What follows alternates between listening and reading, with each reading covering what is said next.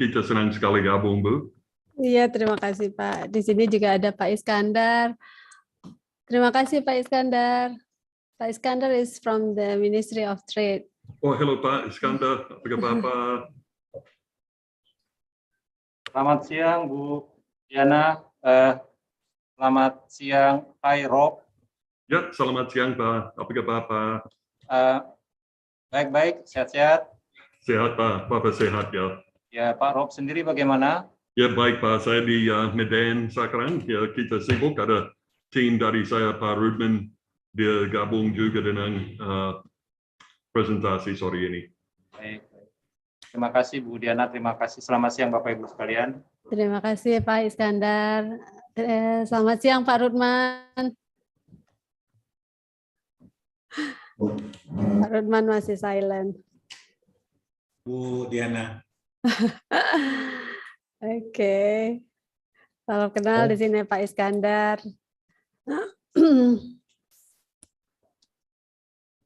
Jam 2 lewat.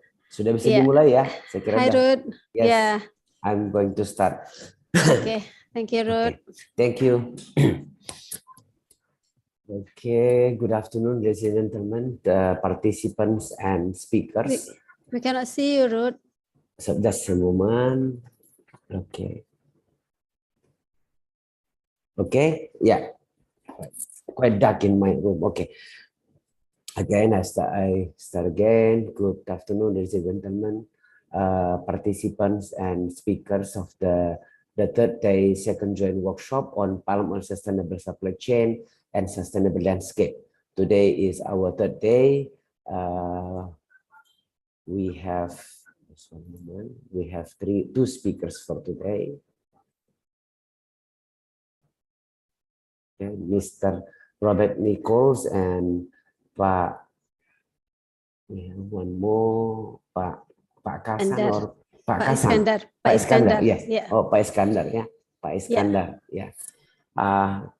Before we start, I would like to read the CV of the presenters. Mr. Robert Nichols from Musimas Group, yeah. Yeah. Pak Robert. Okay. Pak Robert Nichols or Pak Rob is the General Manager of Programs and Projects with the Musimas Group, a global palm oil corporation with operations spanning the entire palm oil value chain.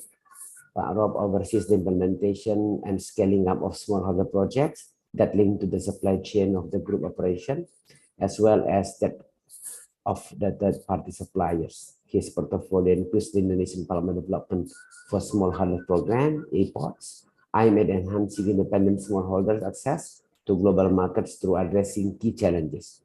IPODS is implemented in collaboration with the International Finance Corporation, a member of the World Bank Group, and is currently the largest smallholder project being run in Indonesia. Pak Rob is also spearheading the development and ground implementation of the Extension Service Program, ESP, that links to the third-party supply chain across identified priority provinces in Indonesia.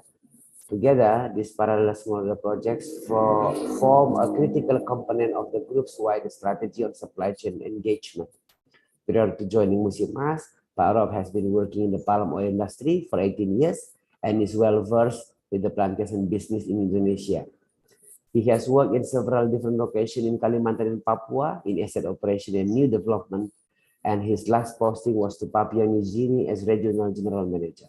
Pak Rob also has a background in agriculture training and has been involved in setting up training programs for different companies in the industry. Our second speaker is Pak Iskandar Panjaitan from the Ministry of Trade, Republic of Indonesia. Educational background, economics from School of Agriculture and Natural Resources, University of Tokyo in Japan. Doctorate degree, finished in 1999. Professional position, he is a director for Service Trade Negotiation, Directorate General of International Trade Negotiation, Ministry of Trade, Republic of Indonesia since 2018 until 2020, yeah, now 2022. He is a head for Center of Study for International Trade Cooperation, Agency of Research and Development, Ministry of Trade, Republic of Indonesia from January 2022 to June 2022. He has a head for Center for Policy for Export, Import, and Trade Remedy Security, Agency of Trade Policy, Ministry of Trade, Indonesia in June 2022.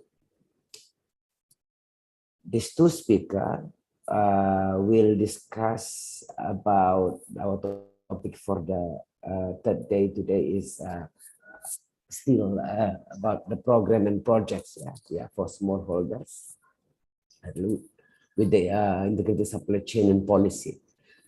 Okay, I would like to remind the participants, okay, we have 33 participants now in Zoom. I would like to remind the participant to submit the deforestation summary, the discussion summary to the send it to the link. The link is displayed here. You can watch the link for group presentation, for group assignment. Yeah, please send your assignment as soon as possible to the link provided. Okay, ladies and gentlemen, presenters, before we start the presentation, I would like to have to brainstorm a few with the pre-test to the participant. Again, participant, grab your device or you can use your laptop, go to menti.com. Yeah. Go to menti.com.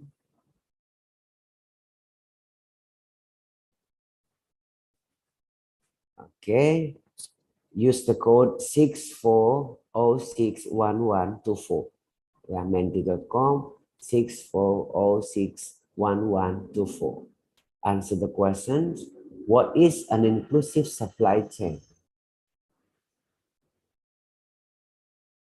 What is an inclusive supply chain? Get your device, go to menti.com and use the code 64061124.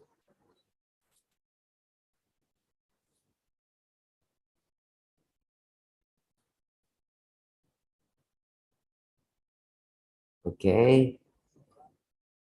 You just wait, go to menti.com, use the code 64061124. What is an inclusive supply chain? Smallholder, efficiency, wholesome, effectivity, diversity of resources. Okay, we have 3 responses so far. What is an inclusive supply chain? Okay, we have more responses. Something urgent, discuss, self-replicating, effectivity and vision, complete supply chain, self-replicating, 7 responses so far. So an inclusive supply chain is something urgent, discuss, a complete supply chain, and vision, diversity of resources. It's about management. Okay. It's about targeted sustainability.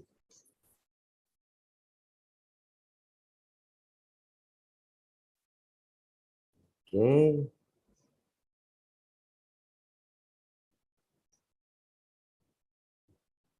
Okay. So we have 3 words here, bigger than others. That means most respondents understand that inclusive supply chain is ambition, sustainable, effective. These are 3 words getting bigger because it was chosen by most of the responses. Okay, 12 responses so far. What is an inclusive supply chain? Diversity of resources. Okay, management broad. Okay. Yes. This is a glance of what the participants think about inclusive supply chain. Okay, let's move to the next questions. Again, please grab your devices and then go to menti.com, use the code 64061124. And we would like to remind you, while you are in this seminar, please turn on your camera so you can see you. Okay. Yeah, we have 34 participants. So around 28 or 30 students. Yeah. Okay, next questions. Are you part of the inclusive palm oil supply chain? Are you part of the inclusive palm oil supply chain? Go to menti.com, use the code again, 64 or 61124.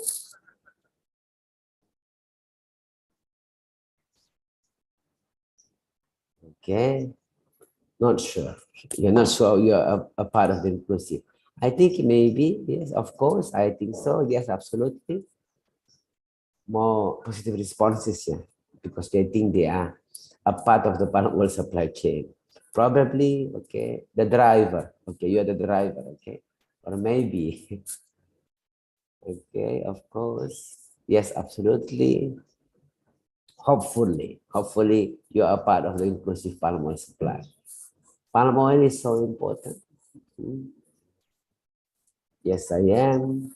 I'm a part of the inclusive palm oil supply chain. 9 responses. Come on, students. Grab your device, go to menti.com, use the code 64 or 61124. 10 responses. Okay. Are you part of the inclusive palm oil supply chain? Okay, the word of course, probably, and maybe is getting bigger. That means some are still not aware whether they are part of the inclusive palm oil supply chain or not. But we will see later. Okay, some are very positive, say that they are absolutely a part of the inclusive palm oil supply chain. Not really, okay. In the future, maybe, okay, perhaps. I don't know, okay, you don't know. Great. Okay, do we have a question, admin? Yes, sir. Yeah. Yes, okay, now we go to the question. I think we changed the code. Again, grab your device, go to menti.com. Just wait for a moment. We are going to share the link, okay, to the new code. Okay, menti.com. The code now is 3305849. Is that the question? The code 3305849. What is the benefit of an inclusive supply chain?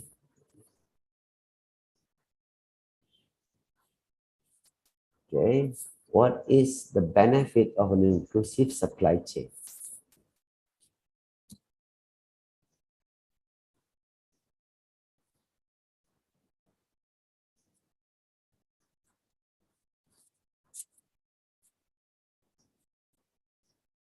Okay, come on. Go to menti.com, use the new code now, 3305849. What's the benefit of an inclusive supply chain? It brings innovation. We have one response so far.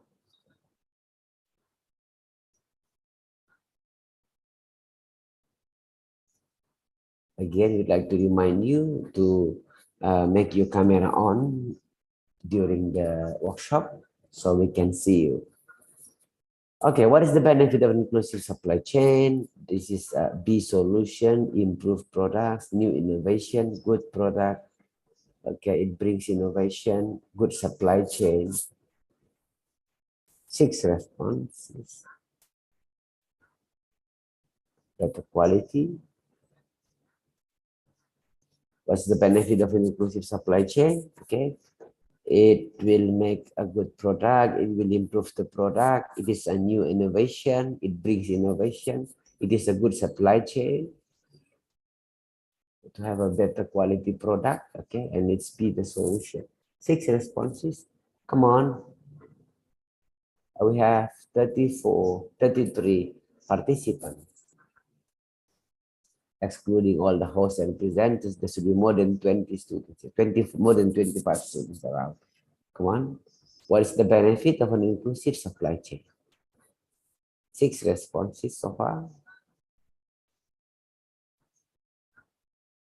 Okay. Yep. Come on, work faster. Go to menti.com using your Grab or laptop. Use the code 3305849. Okay. What is the benefit of an inclusive supply chain? 8 responses.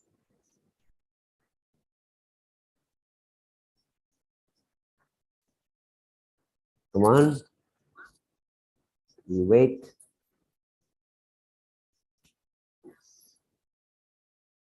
Okay.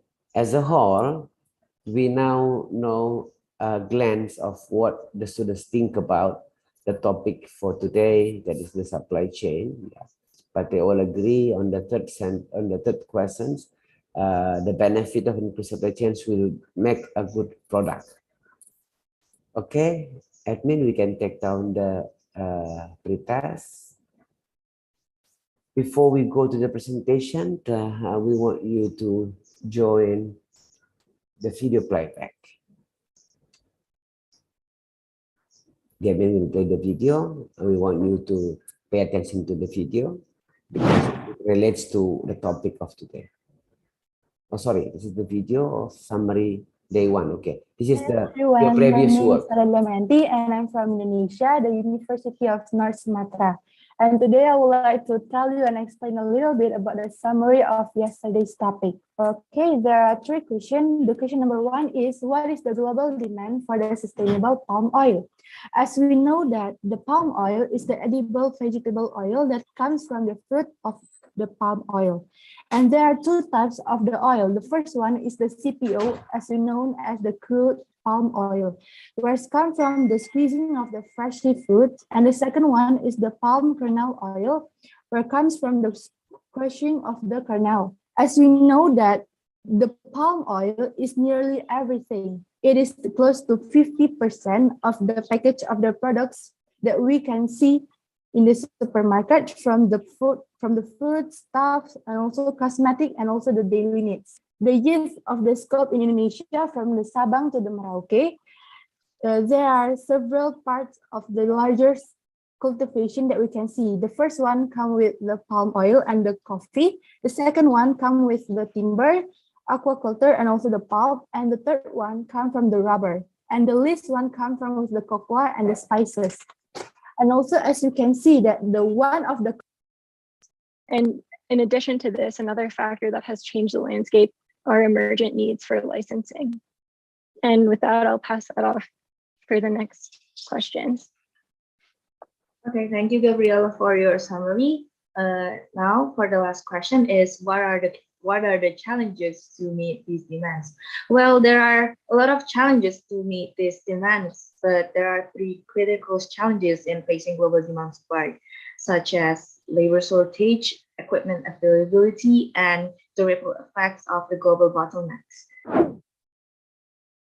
Any marketing channel to take place, there must be a good marketing strategy put in place, and for effective sustainability for that market, the demand normally comes from the consumers. So for sustainability, you have to incorporate the whole value chain actors, starting from the farmers, the small-scale farmers, the retailers, the wholesalers, off to the end users, that are the consumers. So due to it complex supply chain, there is a need for companies or firms to come strong and to be on sustainable, to consider all 3 pillars of sustainability: environmentally, socially, and market. There is really complex, the global market demand, that is from supplier, manufacturers, to distributors and to consumers. So that is, the value is based on the production of goods and service. And then the key challenges and the opportunities from global market demand, the first is environment impact, and then productivity and quality, and then farmers' welfare. And then there is solution.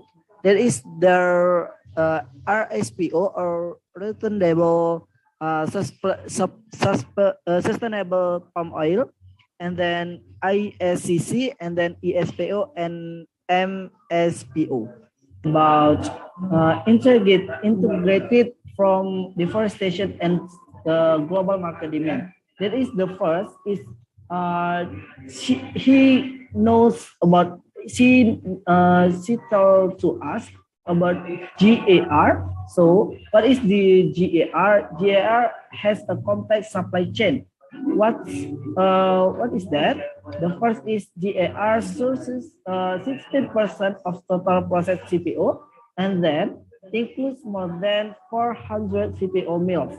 And then GAR2 B agent continue to play an important role. And then the second subtitle, no deforestation implementation in GAR. So they cannot get about own consensus. And then the third, there is managing supply chain risk. So identification present of a goods and service using process and system that are non-pollution, and then conserving of energy and natural resource, economically viable, safe and helpful for workers, and then communities and consumer, society, and creatively rewarding for all working people. Hello, my name is Kevin Sinaga. I'm from Jambi University. I will give a brief summary of the material that has been given. A global market is a market in which transaction between seller and buyers cover the scope of the world from the one country to another.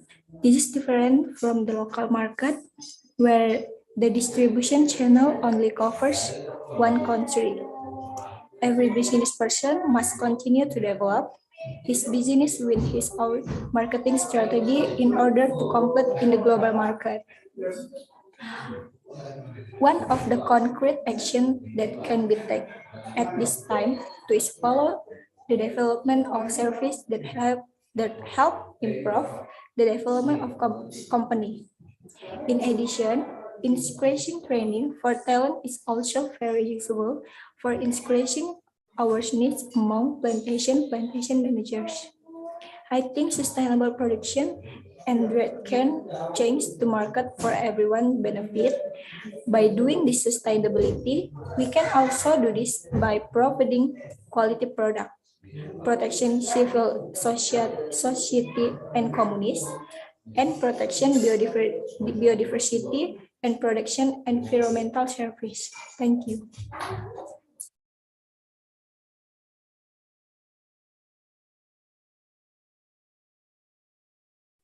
All right, thank you. That's the video of the previous session. Ladies and gentlemen, please join me to invite Mr. Robert Nichols, General Manager of Program and Project Musimas Group, to deliver his topic, Smallholders Inclusivity. Pak Robert, the screen is yours. Great, thank you, Rudy. Thanks very much, everyone. I'm really happy to be here today. Thank you, Diana, for the invite. Also, I'd like to say I'm very lucky to be talking on the same stage as Pak Iskandar, a very esteemed member of the industry and has big influence. So today I'd like just to talk a little bit about smallholder inclusivity and what that means. So I'll share the screen. I've got some slides I'd like to share with everybody today. Just want to make sure everybody can see those slides. Boo, yep. Okay, thank you. So I'm from Musimas, and Musimas is a fully integrated sustainable palm oil company. We've got presence in 13 different countries. Our main base, obviously, is Indonesia. It's home for this company. We're involved in both plantations, in milling, and also in refineries. So we've got a long reach, and we're a fully integrated company. We're RSPO certified as well as ISPO certified. We also have POIG certification. So for Musimas, sustainability is a way of life. It's part of the DNA of this particular company. So today I'd like to raise 3 particular points. You know, when we're talking about smallholder inclusivity, why are smallholders important? So that's the first point. The second point will be, what are some of the challenges that are faced by smallholders? And thirdly, what can we do? It's an issue that everybody here can be part of a solution if there are issues. So, you know, when we talk about why are smallholders important, there's an estimation that there's about 2.6 million smallholders in Indonesia, and that's as of 2020. It's a huge population. And that smallholders are actually responsible for about 40% of the production of palm oil or oil palm plantations in Indonesia. You can see from the map there, these are some of the locations where Musimas is based, as well as some of the locations that we have programs working with smallholders across the country. So from Aceh right across to Kalimantan, we have a number of programs, and we also have a number of mills and refineries. So just a little bit about independent smallholders. So they're the biggest and fastest growing producers in Indonesia. As we said previously, about 2 million smallholders. Now, one of the really important things to remember is that's growing, and it's predicted by the year 2030 that palm oil production in Indonesia, about 60% of that will come from independent smallholders or smallholders. So one of the reasons that independent smallholders are so important is because there's room for increased productivity and better sustainability practices. If smallholders are responsible for 60% of palm oil production in the next 10 years, obviously they have a huge impact on sustainability. So that's why we see it's so critical to work with such an important stakeholder in the industry, and also a stakeholder in sustainable production of palm oil. So some of the things that palm oil, the smallholder producers face is, in certain cases, up to 45% lower production compared to plantation companies, which really highlights there's room for growth.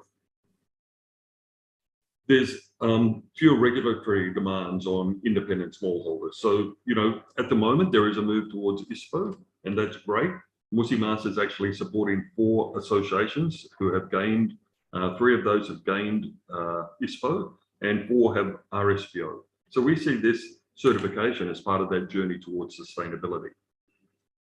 So one of the other things that are barriers to increased productivity and hence sustainability is there's a lack of access to technical advice and market information.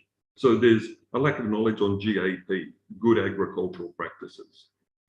There's a lack of knowledge about, well, if I'm certified, how will that assist me to gain better access to the market? So these are some of the things that, you know, some of the challenges that the smallholders are facing, as well as, you know, it's difficult to secure loans or finance. And that's a really big issue for independent smallholders who are coming up to plantations that are 20 to 25 years old and need to be replanted. But they need money, they need access to finance to actually be able to do that. Now, the government has a very good program which is assisting smallholders in the replant, and it's a subsidy of about 50% of what we would do or we would spend on replant. So we're working closely with independent smallholders to see how we can help them access banks and funds from different green loans so that they can replant, do it in a sustainable manner, but bring their crop back into production at very high yields after 2.5 to 3 years. So our smallholder programs that we're working on aim to include smallholders as real partners and improve their sustainable practices. And we do this through, as we said, increasing access to high quality planting materials when replant happens, and improved management practices. So we're doing a lot of training on good agricultural practices. This is enabling smallholders to increase the productivity per hectare. We're working with them to improve market access, and we're doing that by helping different smallholders gain certification or by implementing procedures in line with our policy of NDPE. And that stands for no deforestation, no peat, and no exploitation, which is one way to access the market.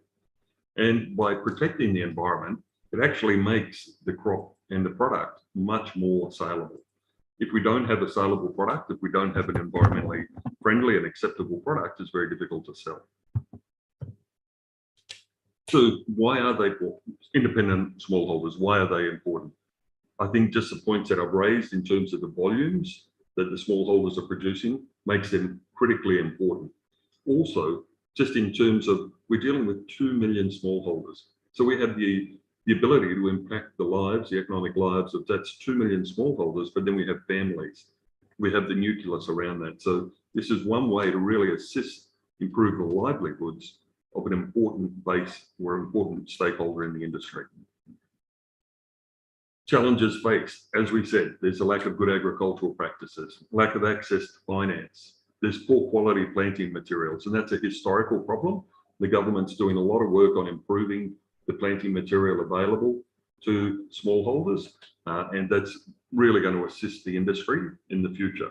So what we really want from this replant program is to intensify the yield per hectare. And the theory is that if we can intensify that yield, it reduces the stress to expand. Human nature is, I've already got some money, I want more money. So we're hoping that if we can intensify, and then the scale of economy makes it so that smallholders don't need to continue to expand. And one other thing that, the last point there that I didn't raise yet, and I think that's really important, is there's a lack of financial literacy and business planning skills. And I think this is something, I'll discuss a little bit more later on, that's so important to what we're trying to do. So what's in it for us? When you talk Musimas, why is it so important for this smallholder inclusivity? Smallholders represent the biggest risk to our NDP policies. As I said, no deforestation, no peat, and no exploitation. The biggest opportunity for yield enhancement and not land expansion. Now that's really critical. So we see this as a big opportunity for us and for the smallholders. So, here's a couple of photos of examples where we've been out to the field and met smallholders, independent smallholders. And you can see from the condition of these blocks, there's a lack of knowledge on fertilizer, there's poor upkeep standards. This isn't all smallholders, but this is just an example that there is a percentage of the smallholder population who doesn't have the knowledge, the skills, and the finance to improve their the practices that they're implementing. So what can we do about it? Now, one of the first and most important things I think that we can do, especially at a company level, is build relationships that are mutually beneficial for stakeholders. We want to leverage on the industry's effort via smallholders, private sector players, governments, and civil society members. And I think that this is really important because the government has a lot of very important and very, clear directions on what they want in terms of national action plans and agriculture. So we need to work together. We have to get all the different stakeholders involved to work together and work in a common way so that we can achieve the goals that are being set. Right. We need to understand the challenges that smallholders face. So the challenges that smallholders face, once we understand them, then we can actually do something. And that's one of the things that we're really keen to expand on, is having more and more stakeholders involved in different projects that we're involved in. If the stakeholders, the buyers, the end users understand the challenges, they can offer solutions. They can be part of the training programs. It can be very easy for someone in Europe or where I come from, Australia, to say, oh, that's really bad what's happening with the palm oil industry, without understanding the challenges that are being faced. And also not understanding the huge improvements that have happened to the industry over the last 10, 20 years. We need to coordinate with the key stakeholders to formulate projects that enable smallholders. And the word that's really critical there is enable. This isn't a charity. We really want to enable smallholders so that we're building their capacity, we're assisting them so that they can actually implement these things, make it a self-sustaining project, but smallholders can actually become better small business operators. And this is the point that leads to there, that we need to realize and validate that smallholders are small business operators and build the incentives accordingly. If the smallholders see themselves as small business operators, they're more likely to make decisions based on facts and figures. They're more likely to be involved in more planning. So this is one of the strategies that we've been implementing, is how do we get the smallholders to actually think more as business operators rather than I'm just a poor smallholder. Well, it doesn't work that way. They're actually very important small business operators.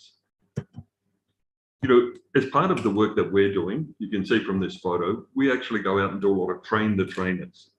We at Musimas have found that, you know, we can work with different smallholder groups to help them learn. We can do training on good agricultural practices. But actually in the villages, in the different locations, there are PNULA or village extension officers. So we actually targeted to work with the district level governments to train the PNULA who already have a connection with the farmers in their village. So we're building their capacity to train the farmers on good agricultural practices. Plus what we do is we embed our staff in the field so that they can actually continue to work with the smallholders and the PNULA when they go around to the different villages. Now we've got what we call a smallholder hub. It's an outreach program happening in Aceh. We have in 3 different districts in Aceh, soon to be 4. We have in North Sumatra, we have 3, we have 1 in Riau, and we also have just started 1 in Kalimantan. You know, we've just started. There's a lot of companies doing good work out there, but we just see this approach of working with the government as one of the best ways to achieve scale, to reach out to as many smallholders as possible. What I'd like to do, and one of the things that we were involved in was the iPods, which is a program with IFC, and it's been a huge learning opportunity for us. So in a minute, I'm going to ask the help of the presenters. And one of the most important groups in this community is the women. You know, we've really found in our experience when we talk inclusivity, it's not just about, oh, you've got these men out there harvesting. You know, there's a lot of activities, a lot of efforts that are actually put into running the business from the women, whether it be from physical work on the plantation to managing the finances, thinking about the planning, the saving. So, you know, when we talk inclusivity, we need to talk about all members of the community that are really involved in this. Yeah, we're really pleased with, we've got a range of small videos like this one on our website. So if you go to the Musimas website and look under sustainability, you'll find them. But I'd just like to take the time, about 4.5 minutes from that, but then I'll come back. So Rudy, can I just get your help if you can play that from your end, please?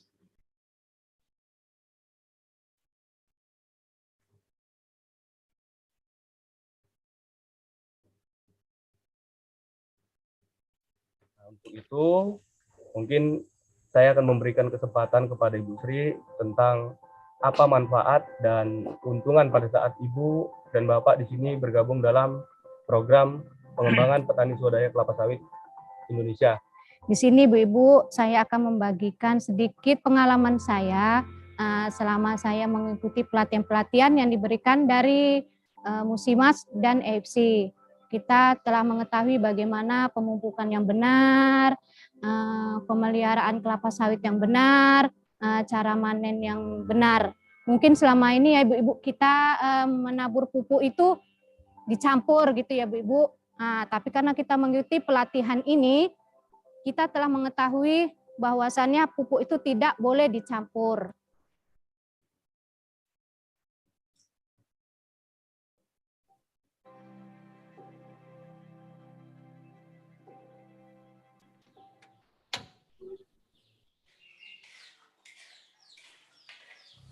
Nama saya Sri Rahayu, saya ibu rumah tangga dan bertani. Saya setiap harinya bekerja, mengerjakan pekerjaan rumah.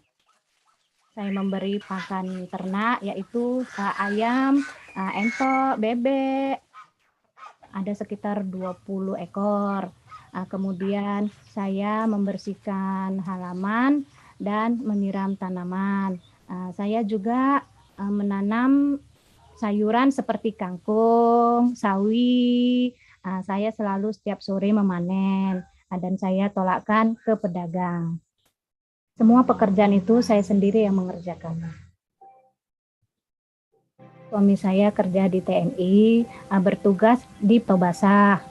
Anak saya 2, yang satu sekolah akbid, yang satu lagi telah meninggal. Nah, sekarang kalau panjang umur dia mungkin SMP kelas 1.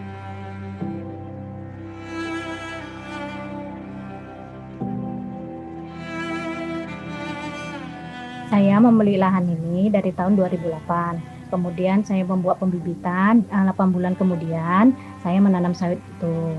Saya penanaman sawit ini tahunya dari teman atau sahabat. Kalau saya tidak mengikuti program dari EPSI dan Musimas, kemungkinan saya tidak akan mengetahui bagaimana cara pemupukan yang baik dan penanaman yang baik serta pemanenan yang baik. Produksi panen saya mulanya dari 5 ton, kemudian menaik menjadi 7 sampai dengan 8 ton. Kami diberi pelajaran atau pelatihan cara mengisi logbook, biar supaya kita mengetahui hasil panen kita per bulannya berkurang atau bertambah. Saya bergabung dari kelompok petani di tahun 2016. Kemudian saya diangkat menjadi bendahara di Asosiasi Petani di tahun 2018 sampai sekarang.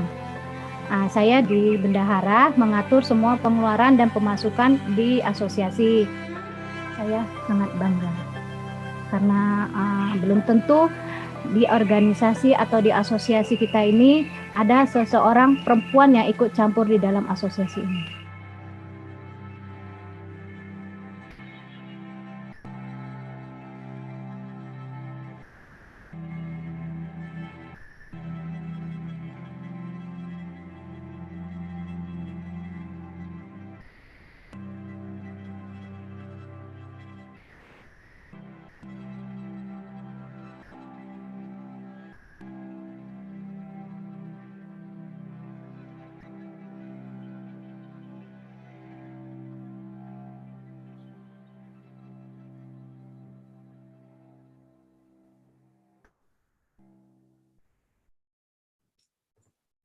Okay, thanks very much for the opportunity to play that video for you today. I just think it's a really important video, and why? Because it really highlights the power of the people we've got involved. Because smallholders, it's all about people. It's all about small businesses, but we have to remember the people that are in there. So for me, stakeholders, why smallholders are so important is because they're vital stakeholders in the journey towards sustainable production. And at Musimas, we really want to take the personal view on it. Yes, there's people involved in here, but they're small business operators. But there's so many different stories. And I'd encourage people to have a look at our website and see some of the work we're doing, see some of the really important people that we meet, but also some of the people that are doing the training. We've got a very young team here. I'm the old man here. We've got a very young team of very active field assistants, a lot of good young women and men who are out in the fields doing that work. So I'd encourage all of us to be part of the solution.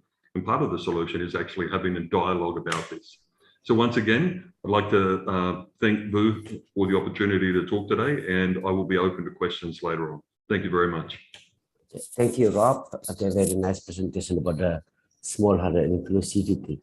Okay, before we go to the discussion session, I would like to invite the second speaker, Pak Iskandar Panjaitan. Pak Iskandar Panjaitan will deliver a topic about the supply chain and policy. Pak Iskandar Panjaitan, the screen is yours. You have 20 minutes to present.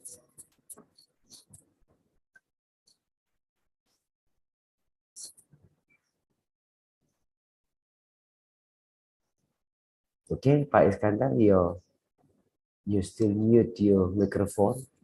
Please unmute your microphone, Pak Iskandar.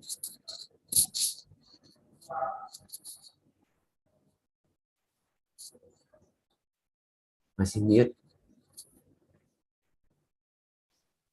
Okay, yeah.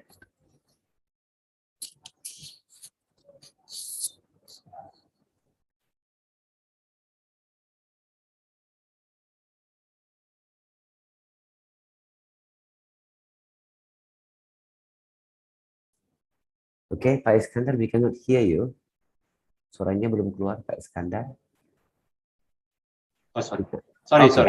Okay, Pak Iskandar. Okay. Yes. Have you already please. seen my presentation? Yes, we can see it clearly and we can hear you. Thank you. Pak Thank Iskandar, you. please. Thank you, Parodi. Thank you. I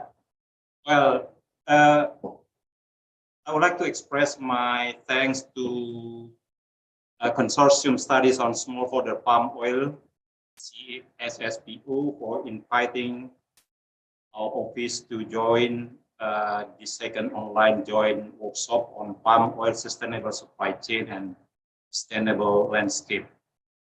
At most, I would like to extend my high appreciation to all participants of this workshop.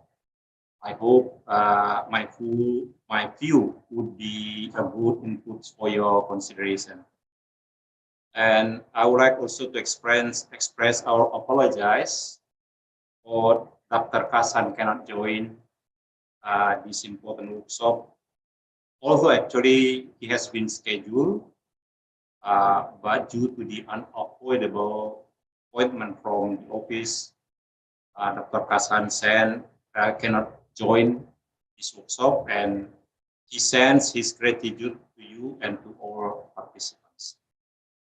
Based on the theme provided by GSPPO, my presentation has a specific theme, Indonesia Trade and Development Policy on Palm Oil facing unstable global economy and crisis. During 30 minutes given to me, my presentation will be in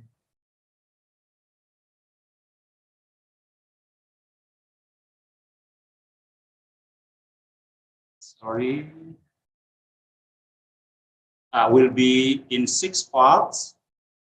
And of course, I would like to give also some words of introductions, and I hope I can close the 6 parts. All of them actually covers mainly on the profile of Indonesian palm industry and the policy making related to the palm oil industry. During my presentation, I'm accompanied by my colleague here, Nova and Sefi. Actually, they are in Zoom. I expect that they can give some views if questioned by workshop. Let me start to the introduction. I think this graphs is not something unfamiliar for all of you, friends, because this is the fact that we are facing now. So before I share my views on the profiles and the policies of palm oil industry, I want to share you the economic background that we are facing today. That the global economic color today, I guess you agree, it is not quite colorful, I guess.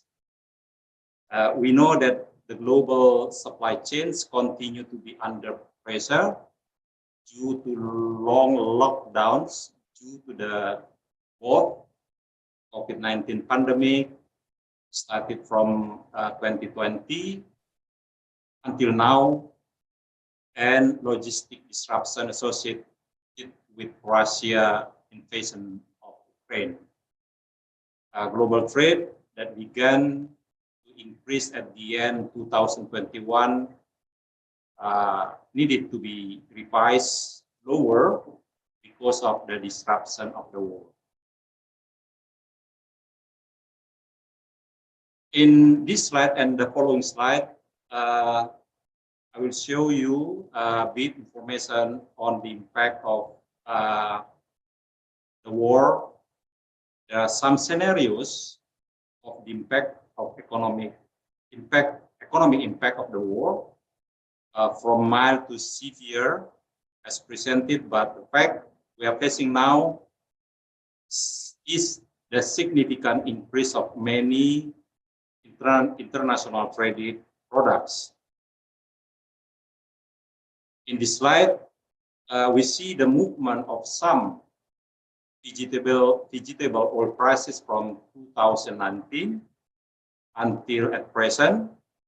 And from this view, it is clear that it shows that the prices were stable before the pandemic, but significant increase during the pandemic. And furthermore, the movement of some prices have become higher and erratic during Russia invasion of Ukraine. Specifically to the CPO prices, I think this is similar with what we have in the previous slide, but it is quite clear that there has been around 106% increase from 2020. And the movement, especially during the war, has been very erratic, unpredictable.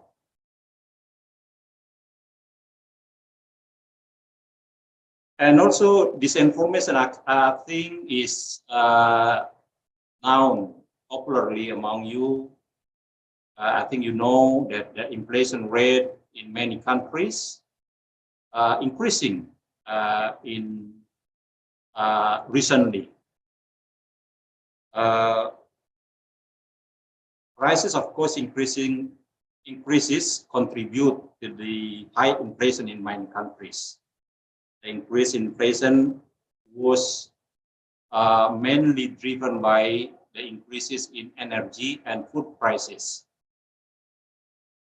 Countries that have never faced with the high inflation for decades, now they are facing it, and of course, they have concerns on its triggering effects to their economies.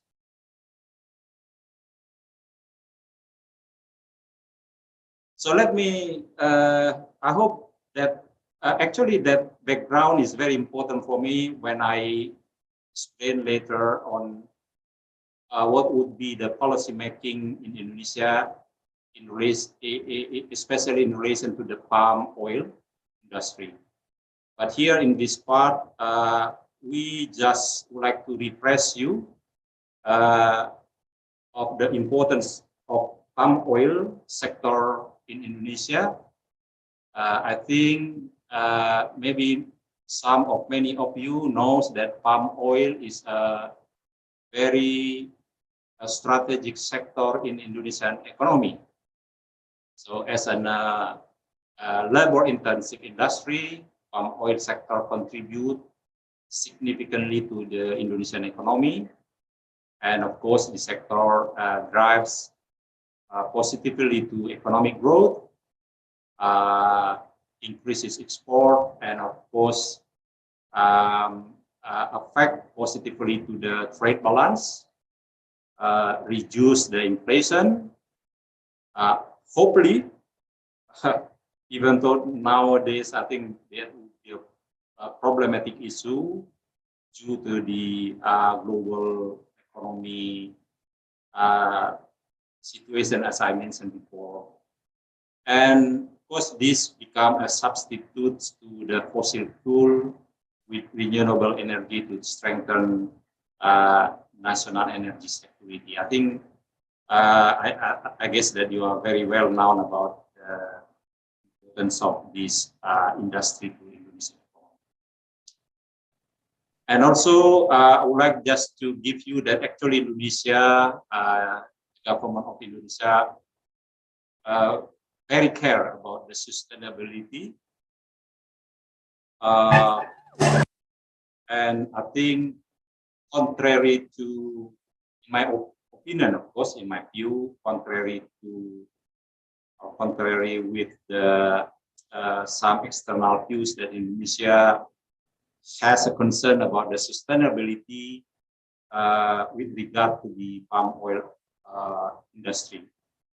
But with some information that is stated in this slide, I think, in my opinion, actually Indonesia give its concern very high on the sustainability with regard to the palm oil industry.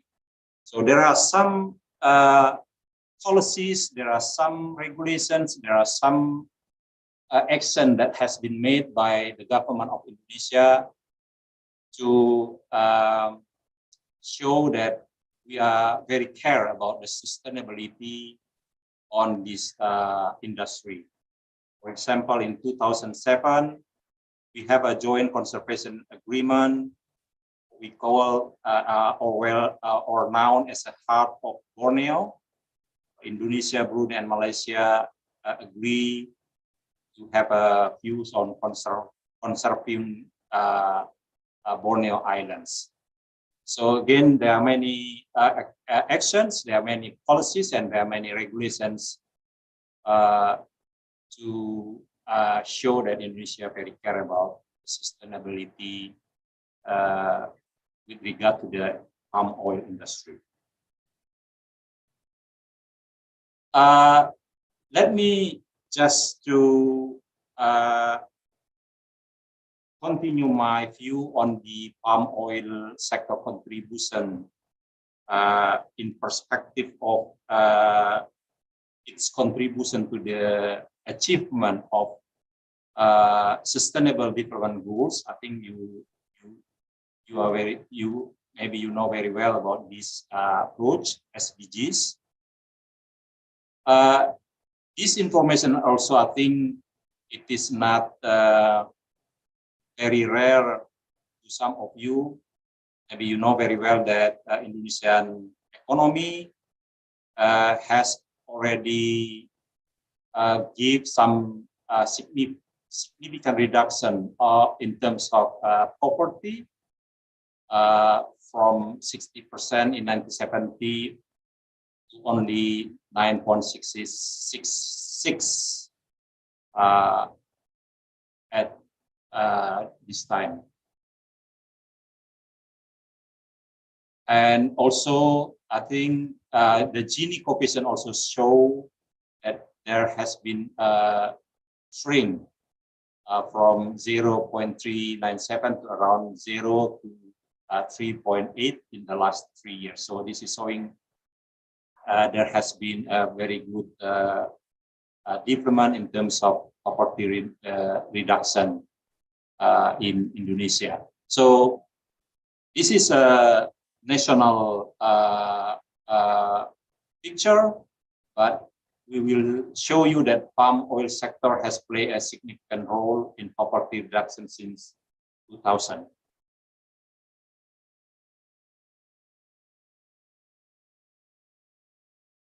Here, there are some information, some pictures showing that since 2000, Indonesian palm oil sector has helped 10 million people out of poverty because of the factors related to the palm oil expansions, and at least 1.3 million people in rural area live out poverty line directly because of palm oil expansions. So this is, I think, the direct effect of the palm oil sector. I think this data need to be extended. Some triggering effects outside of the palm oil industry that is affected positively by this industry. And here, Rob, I think, has shown very good picture, even though in one side of this big industry, but it shows how well people surrounding in the palm oil industry, even though Parok also shows some concern. But here we have a global picture in Indonesia that palm oil has a 4.2 million direct employment and 12 million indirect employment. Specifically to the smallholders, in Indonesia we have a 2.6 million smallholder farmers and employing 4.3 million individuals. So this is also just to show more picture on the smallholder farmers play a significant role in Indonesian palm oil sector. So smallholder farmers share almost half of Indonesian palm oil plantation. So they exist in surrounding islands of Indonesia, both Sumatera and Borneo or Kalimantan share are the biggest. But eastern part of islands of Sulawesi, Maluku, and Papua also have significant share. Indonesia also support in terms of supporting to climate action. So you see that in the left part, we have a target to reduce the emission. Then we see that part of the climate action, emission reduction is in Indonesia as a main priority based on Paris Agreement. This emission reduction target was difficult to be achieved without direct contribution from oil palm sectors. So you see that there are some initiatives related to the oil palm sector industry that I guess that support to the emission reduction, such as smallholders replanting program, would reduce illegal and land clearing, and moratorium primary forest and peatland also become the initiative under this program. Implementation of biodiesel mandatory programs to increase the use of renewable energy and reduce emission also become an example of how palm oil industry support climate action. And specifically related to the fuel, the President of Indonesia, Joko Widodo, has called for the immediate implementation of a plan to widen the use of biodiesel in all sectors, including to the non-PSO transportation. So you see that this scheme showing the very important role of palm oil in terms of providing the renewable energy to Indonesia, and we hope also this will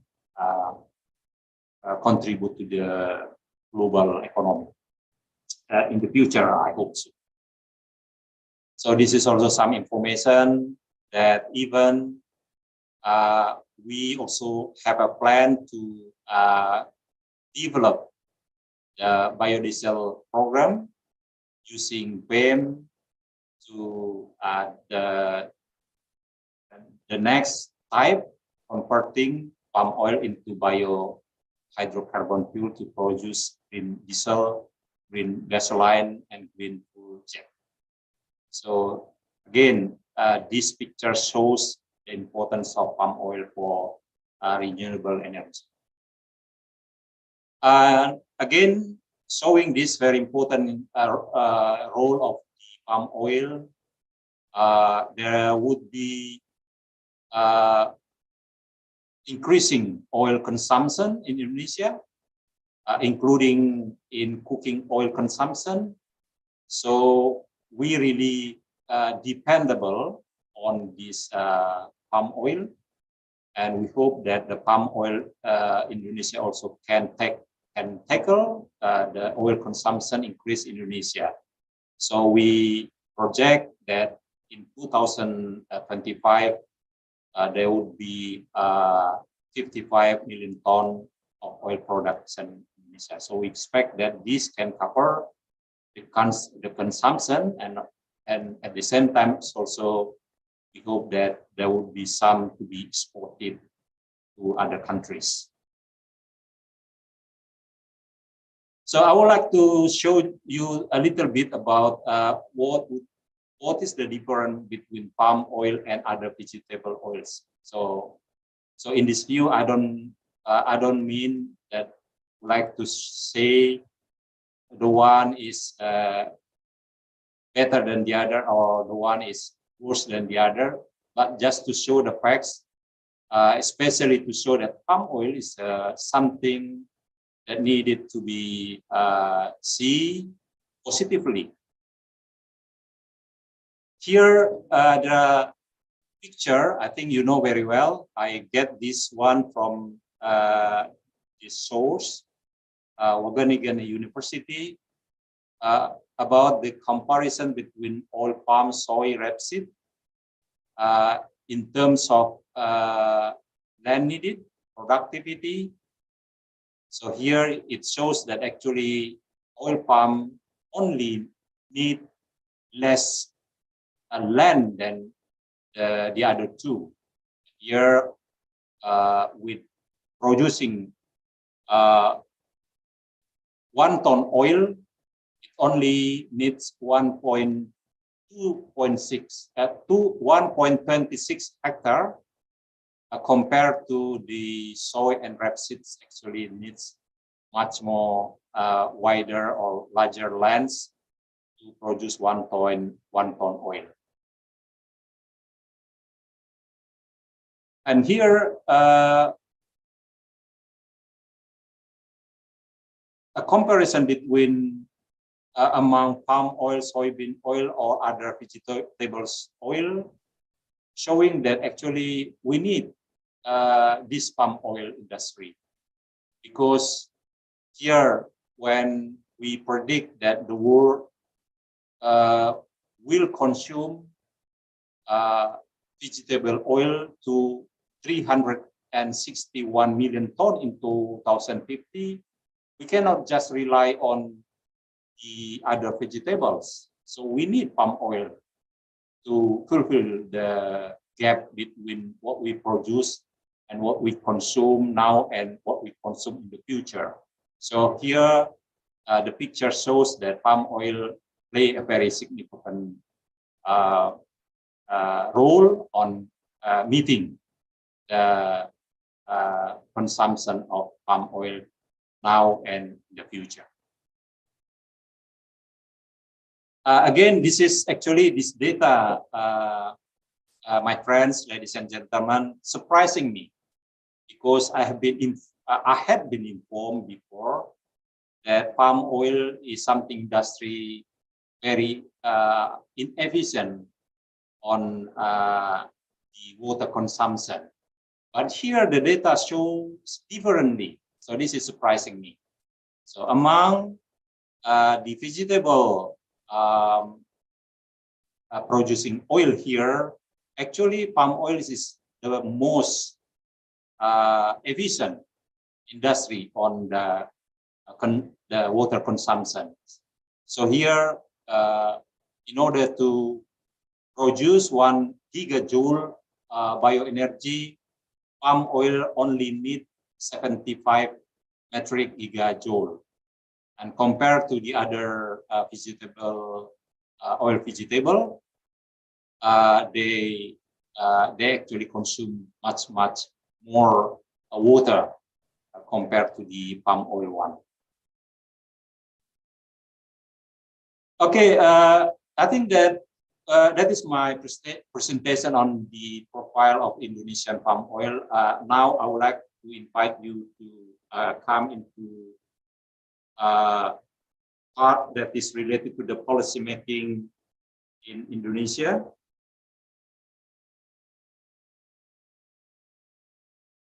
In this part and the following ones, I will present the profile of Indonesia palm oil and its derivatives in terms of their statistics and policies applying to them.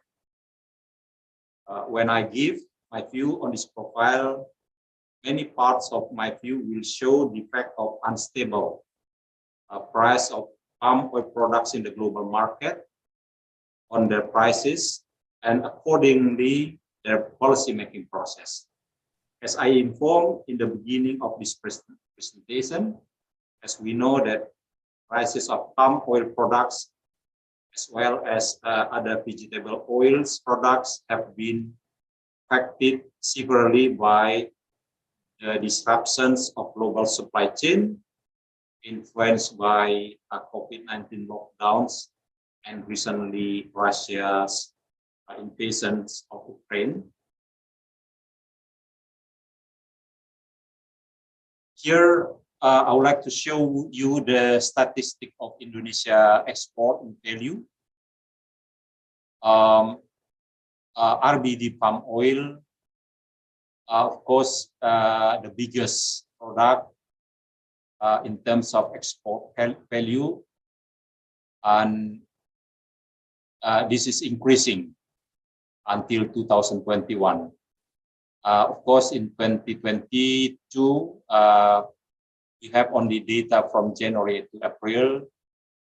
The others, such as CPO, crude palm oil, this is also the second biggest part of the palm oil products exported to other countries. So this is in terms of value. So I have also statistic export in terms of quantity. So you see that there are two biggest one, the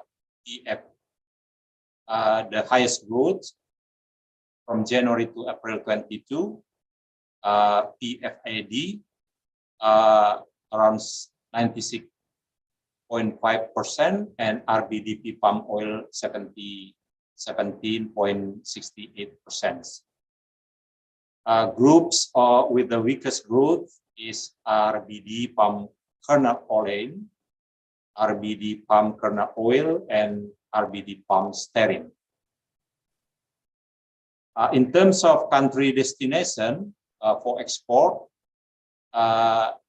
we have 5 countries destination with the highest growth in January to April this year: Turkey, Greece, Iraq, Singapore, and United States. But we have also countries destination with the weakest growth: China, Saudi Arabia, and Tanzania. In terms of countries destinations, yes, sorry, this is the same with my previous slides, sheets. This is in terms of quantity, before in terms of value.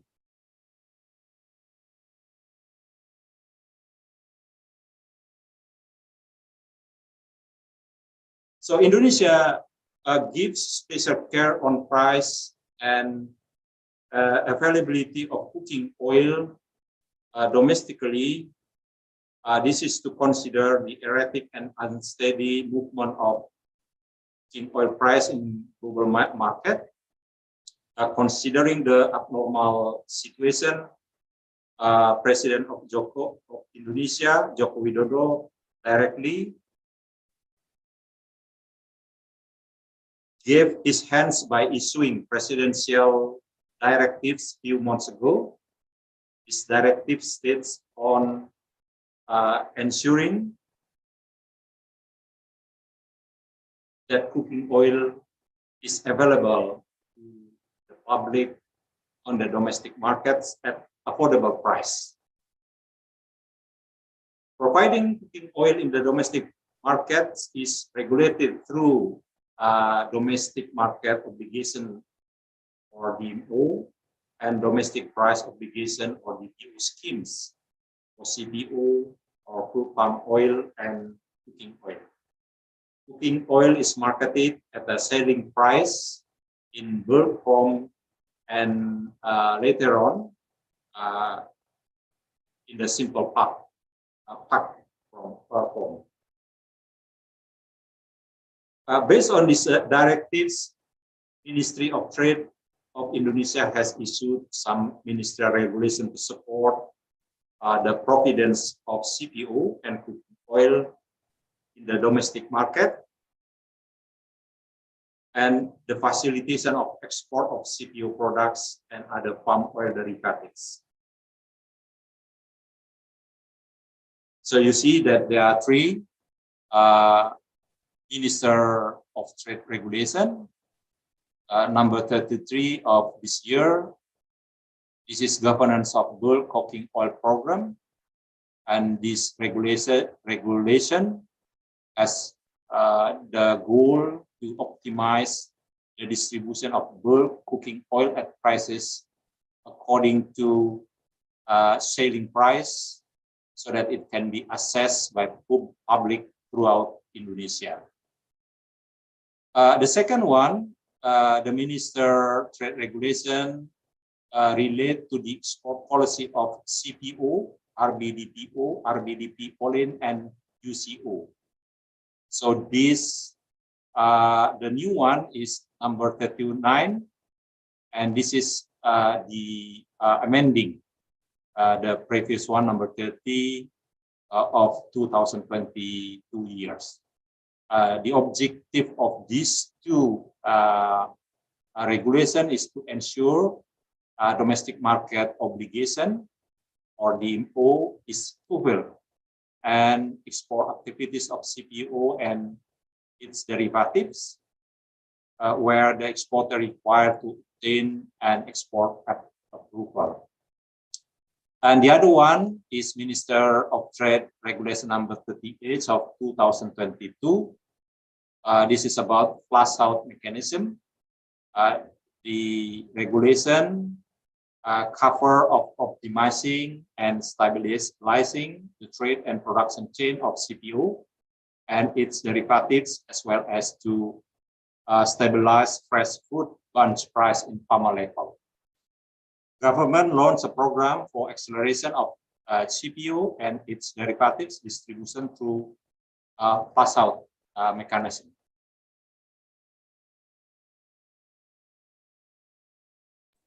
Very sorry to remind you, Pak Iskandar, the time is 3 minutes left. Sorry? Yeah, 3 minutes left, Pak Iskandar. Okay. Let me just continue to the more explanation on the Minister of Trade Regulation number 33. So this is, you see that the program description is, this program is implemented in order to provide bulk cooking oil to the public according to the highest retail price set by the government. So optimization of the implementation of this program, the distribution of bulk cooking oil at the predetermined selling points. So government pointing the points to distribute the bulk cooking oil and sell to consumer by utilizing digital application system or through distributor registered with what we call CIRAD. Well, this is just to show the scheme, what has been mentioned in the 3 or 4 regulation, the process, how CPO producer provide the cooking oil to consumer. So this would be related to the permit they may have when they would like to export the CPO and its derivative products. Yes, this is also the more explanation on the trade regulation that I have already mentioned. This is the same. This is just adding the amendment of regulation number 33 regarding the pass out issues. And well, again, I would like to continue a little bit about the roadmap of diversification of national palm industry in Indonesia. Aside from the government regulation, which I have just shared, information which have been made in response to the change of global market recently, this brief information is about the roadmap that has been set up before, even before the crisis. We have already have this map. So we have the vision that Indonesia is to become a center for markets, players of having palm oil derivative products in the world. So you see that now until 2020, we have already produced more than 168 types compared to what we have at the end of 2011, that we only produced 48 types. And I think this is still limited. Then we would like to have more than what we have in this picture. Pak Iskandar, I believe some questions regarding your presentation would be there, and we can address your slides when you answer the questions. I think yes. Some very... Can I close now? Yes, yes, please. Yes, thank you, Pak Rudy. I would like to stop my presentation by underlining that the palm oil industry is still the leading sector in generating economic growth, job creation, trade, and energy security of Indonesia. That the current economy and trade policies on palm oil implemented now in response to recent global turmoil, based on the President's direction of ensuring the availability of cooking oil at an affordable price for many consumers in Indonesia at one side, and facilitate the palm oil business to export palm oil and its derivatives. Thank you. Thank you, Pak Rudy. Okay, thank you, Pak Iskandar. A very nice presentation. I believe the students and participants have many things to ask you later. Before we go to the question and answer session for both of the speakers, we will play a short video on CIRAD. Admin, please play the video.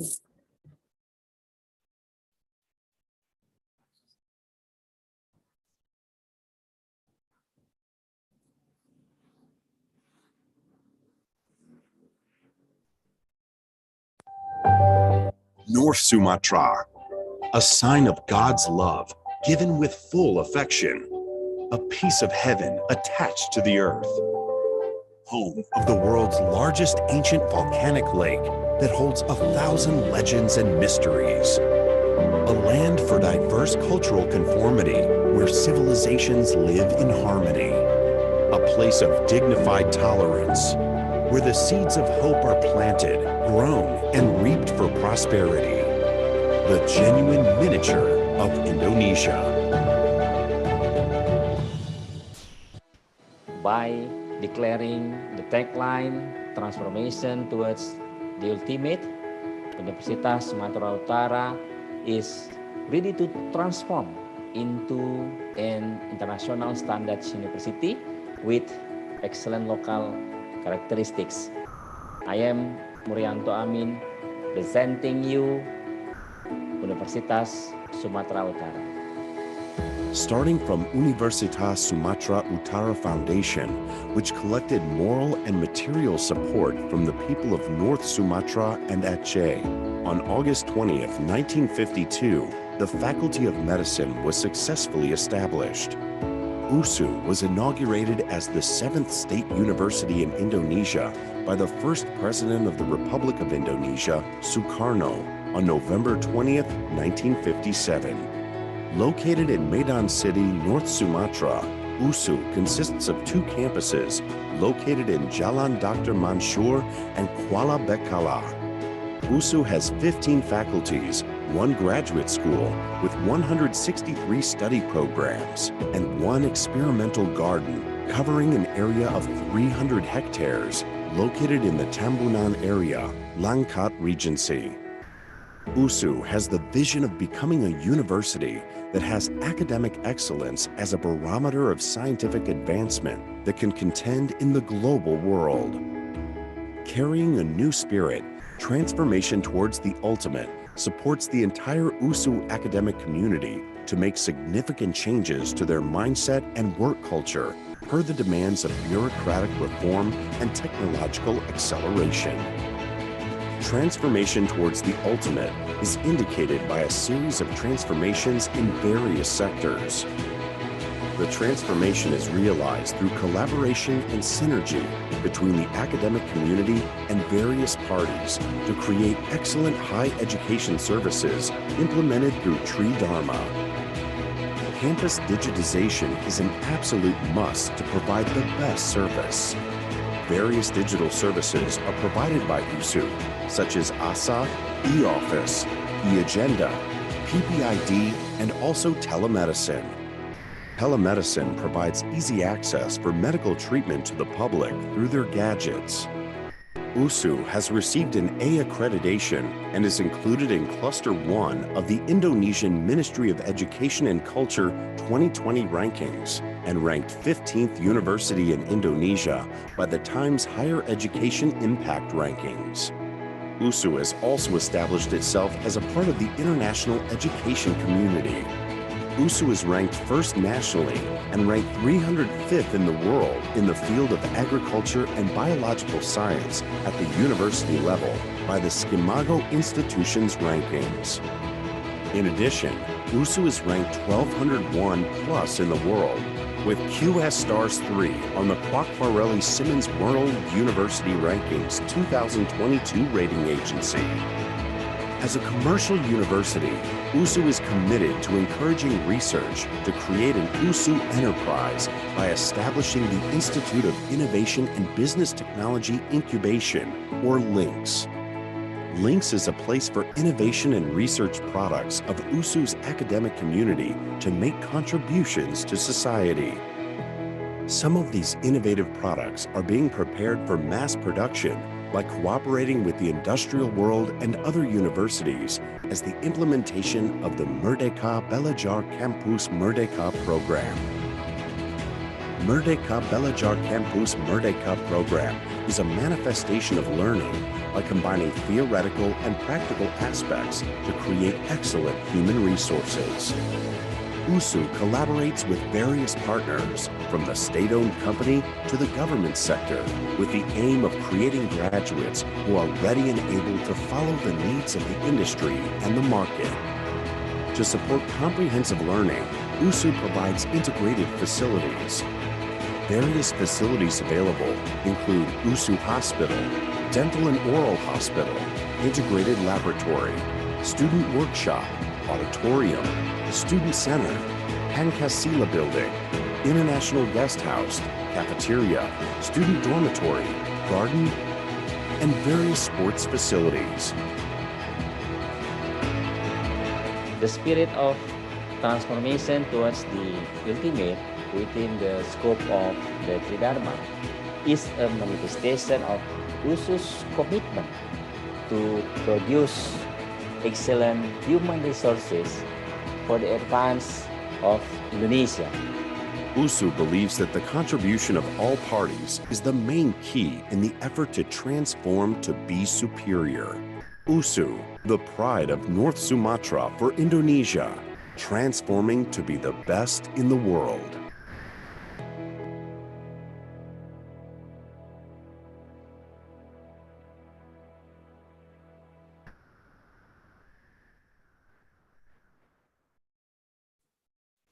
Thank you. Okay, now we go to the question and answer session. There are a few questions in the chat box, but because the question is too long, I would like to invite the students to ask the questions directly. I'm going to invite Teguh Azira Perkasa. Please just say your questions directly because it's quite long. Just make it short and ask the question directed to Mr. Rob Nichols. Teguh Azira Perkasa, please. Okay, thank you, Mr. Rudy, for giving me time to ask to Mr. Rob Nichols. Yeah, as I mentioned before in the chat box, yeah, and Mr. Nichols said that the smallholder is the vital, right? Is the vital for to take the sustainable palm oil, and to reach that, the smallholder needs to working together with the stakeholder. I mean the stakeholder, which is the master of the in the palm oil. And so my question is how to like us young people, especially in student, right? We don't have yet a lot of I think like knowledge But we know from this workshop, and right now I'm concerned to the smallholders, the independent farmers in palm oil. Yeah, like to make some, yeah, a trainer. So how,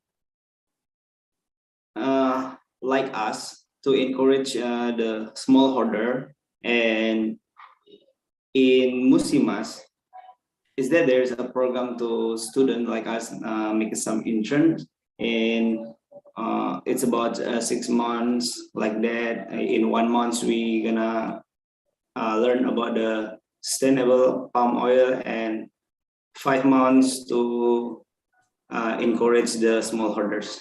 Maybe like that. Thank you. Okay, so thank you, much. Teguh. Mr. Rob. Okay, thank you, Teguh. Very good questions. One thing that, Musimas, we have found, and we know the demographics. If we look at smallholders, it's an aging population. So it's really important that we have young people involved.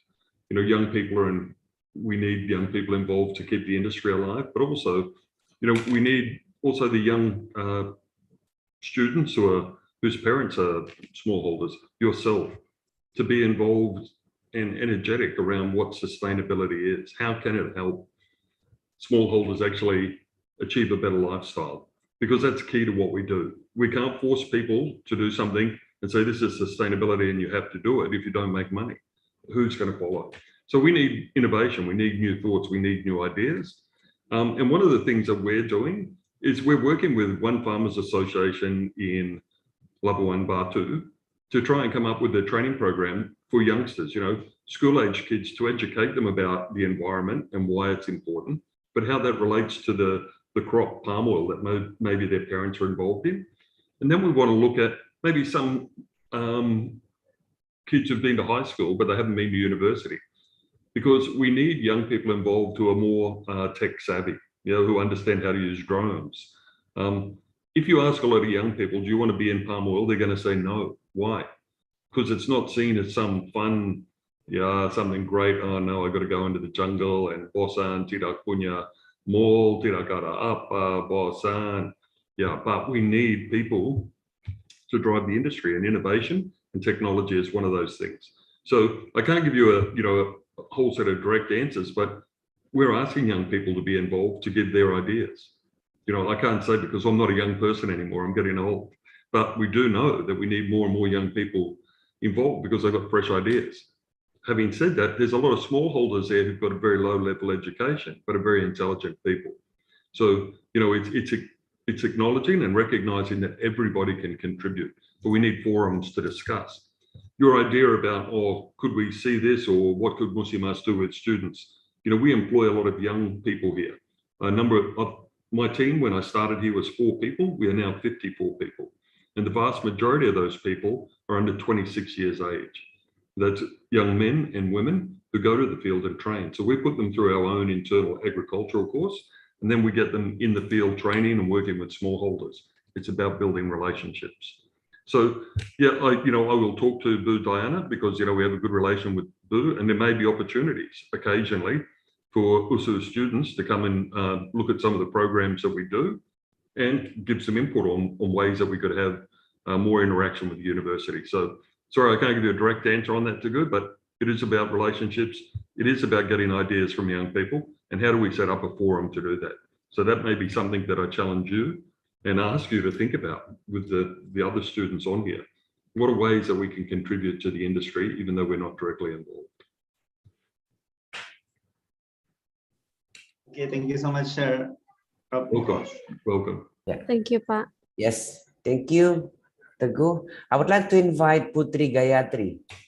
Okay, Putri Gayatri, you better address your second question to Pak Iskandar while give Mr. Rob a time to break to read your first question. You can ask directly to Pak Iskandar Panjaitan. Please, Putri. Thank you, Pak Rudy, for the opportunity. So I want to ask Mr. Iskandar, as one of the biggest palm oil producer, in Indonesia, how the Minister of Trade of Indonesia anticipate a significant increasing price in the future for local market, especially, so we don't have to face another significant increasing price that could lead to the scarcity in the future. Thank you, sir. Okay, Pak Iskandar, please.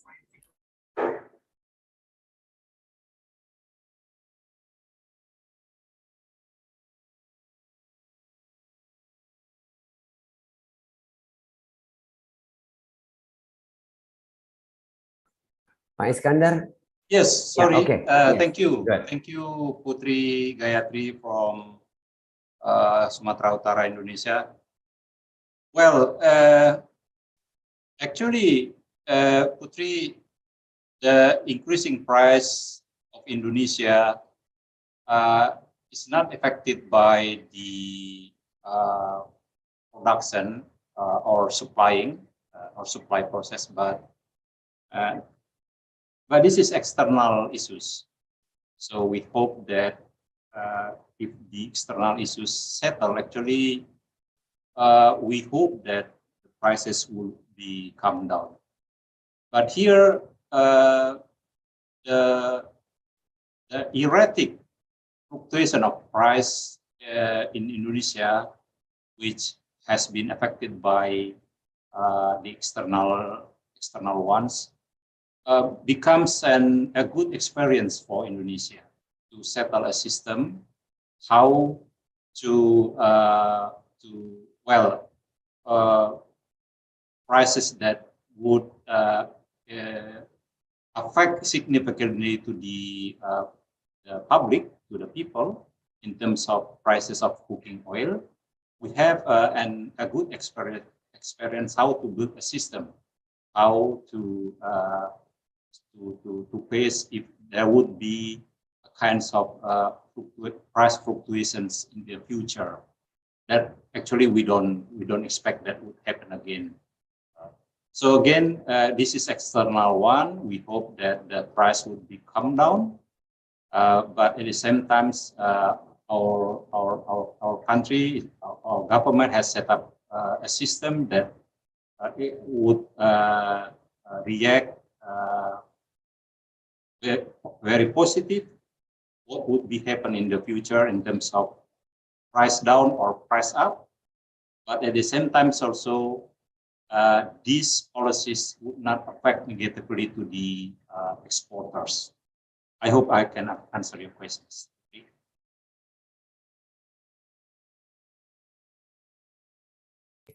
Thank you, Pak Iskandar. I think Putri questions is also my questions to the government. Okay, next.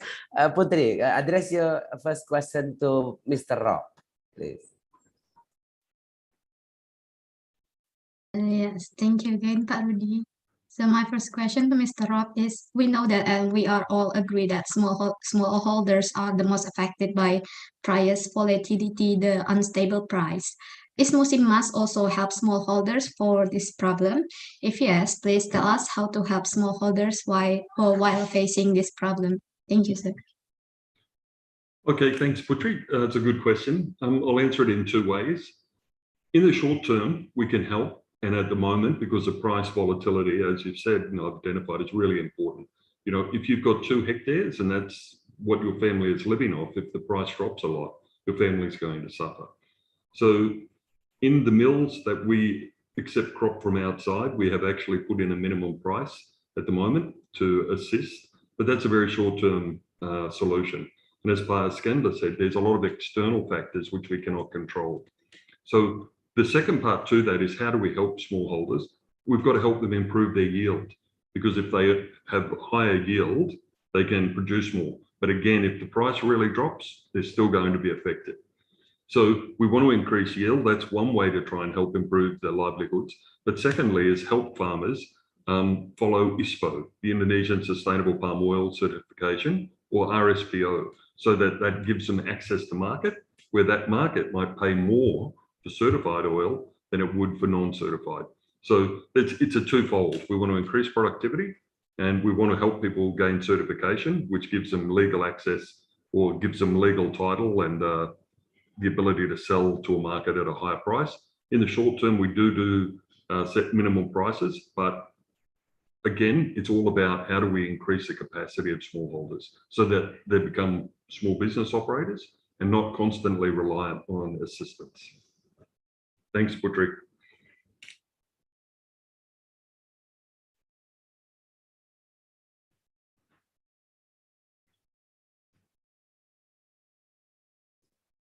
Okay, thank you, Putri Gayatri. I'd like to invite Muazzam Ali. Muazzam Ali. Muazzam Ali, are you there? I would like to invite Muazzam Ali. Muazzam Ali is still with us. Come on, you can ask the question directly to the presenter. Muazzam Ali. Hello. Muazzam Ali, can you hear me? Can you hear me? Okay, Muazzam Ali didn't respond. Maybe he has problem with the signal. I want you to give response to this. Why is palm oil production unsustainable? Production, they talk about production. Why? So maybe Mr. Rob can do this, can answer this.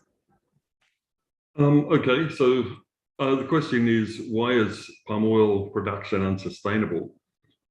You know, maybe in the past there have been unsustainable practices, but I think led by the government and industry, you know, we're moving away from unsustainable practices to sustainable practices.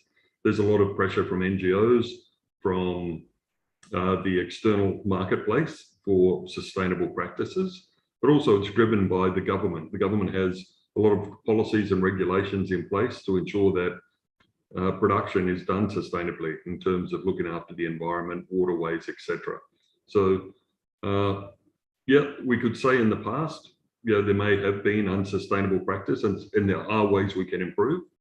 But I would like to think that as an industry, we are moving to sustainable production. So I'd like to take a positive spin on that rather than a negative spin. Yeah, okay, thank you. Pak Iskandar, can you add some more to this? Why palm oil production is unsustainable? Yes, I think Rob, as a technical person, has actually give a very good view on this. Okay. Well, that is in the production process, but in the market, I has already give some few presentation that actually the demand for palm oil is still big. So, well, if Rob and his friends can maintain the very good practices on palm oil, I guess that this would be sustainable actually, because market demand very high, and if the production process follow the good agricultural practices, I don't see that in the future. Maybe he asked about the past history or about the existing one, but in the future with this demand very high, with very good agricultural practices, I guess the palm oil industry is still sustainable. That is my view, Pak Rudi. Thank you. Okay, thank you, Pak Iskandar, and Rob, very positive view, yeah? It will be Yeah. If I can add one thing, Pak Iskandar before put up some really good data about production of CPO per hectare. And I think what makes us as an industry and Indonesia as a country sustainable is that, as Pak Iskandar said, we don't need to cut down all the forests to improve production. You know, the government is encouraging, and we're wanting to do this as well, increase the tons per hectare of CPO. Yeah. Musimas is doing a lot of research on that, and we're very proud to be one of the highest producing CPO per hectare companies in the world. And don't talk just Indonesia, in the world.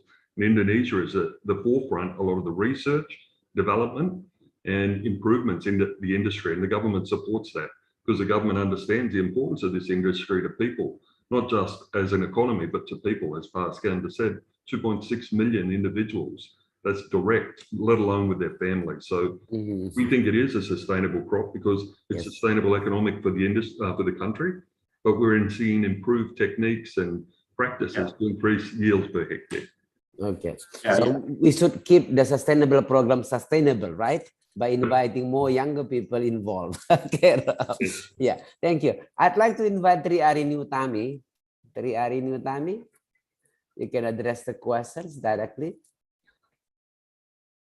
Just about smallholder. Yeah. Okay. Tri Utami, please. Yes. I'm Triarina Utami from Markusa University in Loksmawe. So my question is, what does sustainable development mean for smallholder farmers, and why promoting smallholder agriculture is a good for developing countries? Thank you. Mr. Rob, can you answer this? Why sustainable development means? What does it mean to farmers? Yeah. Okay, I think, and again, coming back to what we talked about, what does sustainable development mean? It means access to market. I really think, Terry, that's really important, because if it's sustainable, it's access to market. And how does that relate to smallholders? It's helping them improve their practices.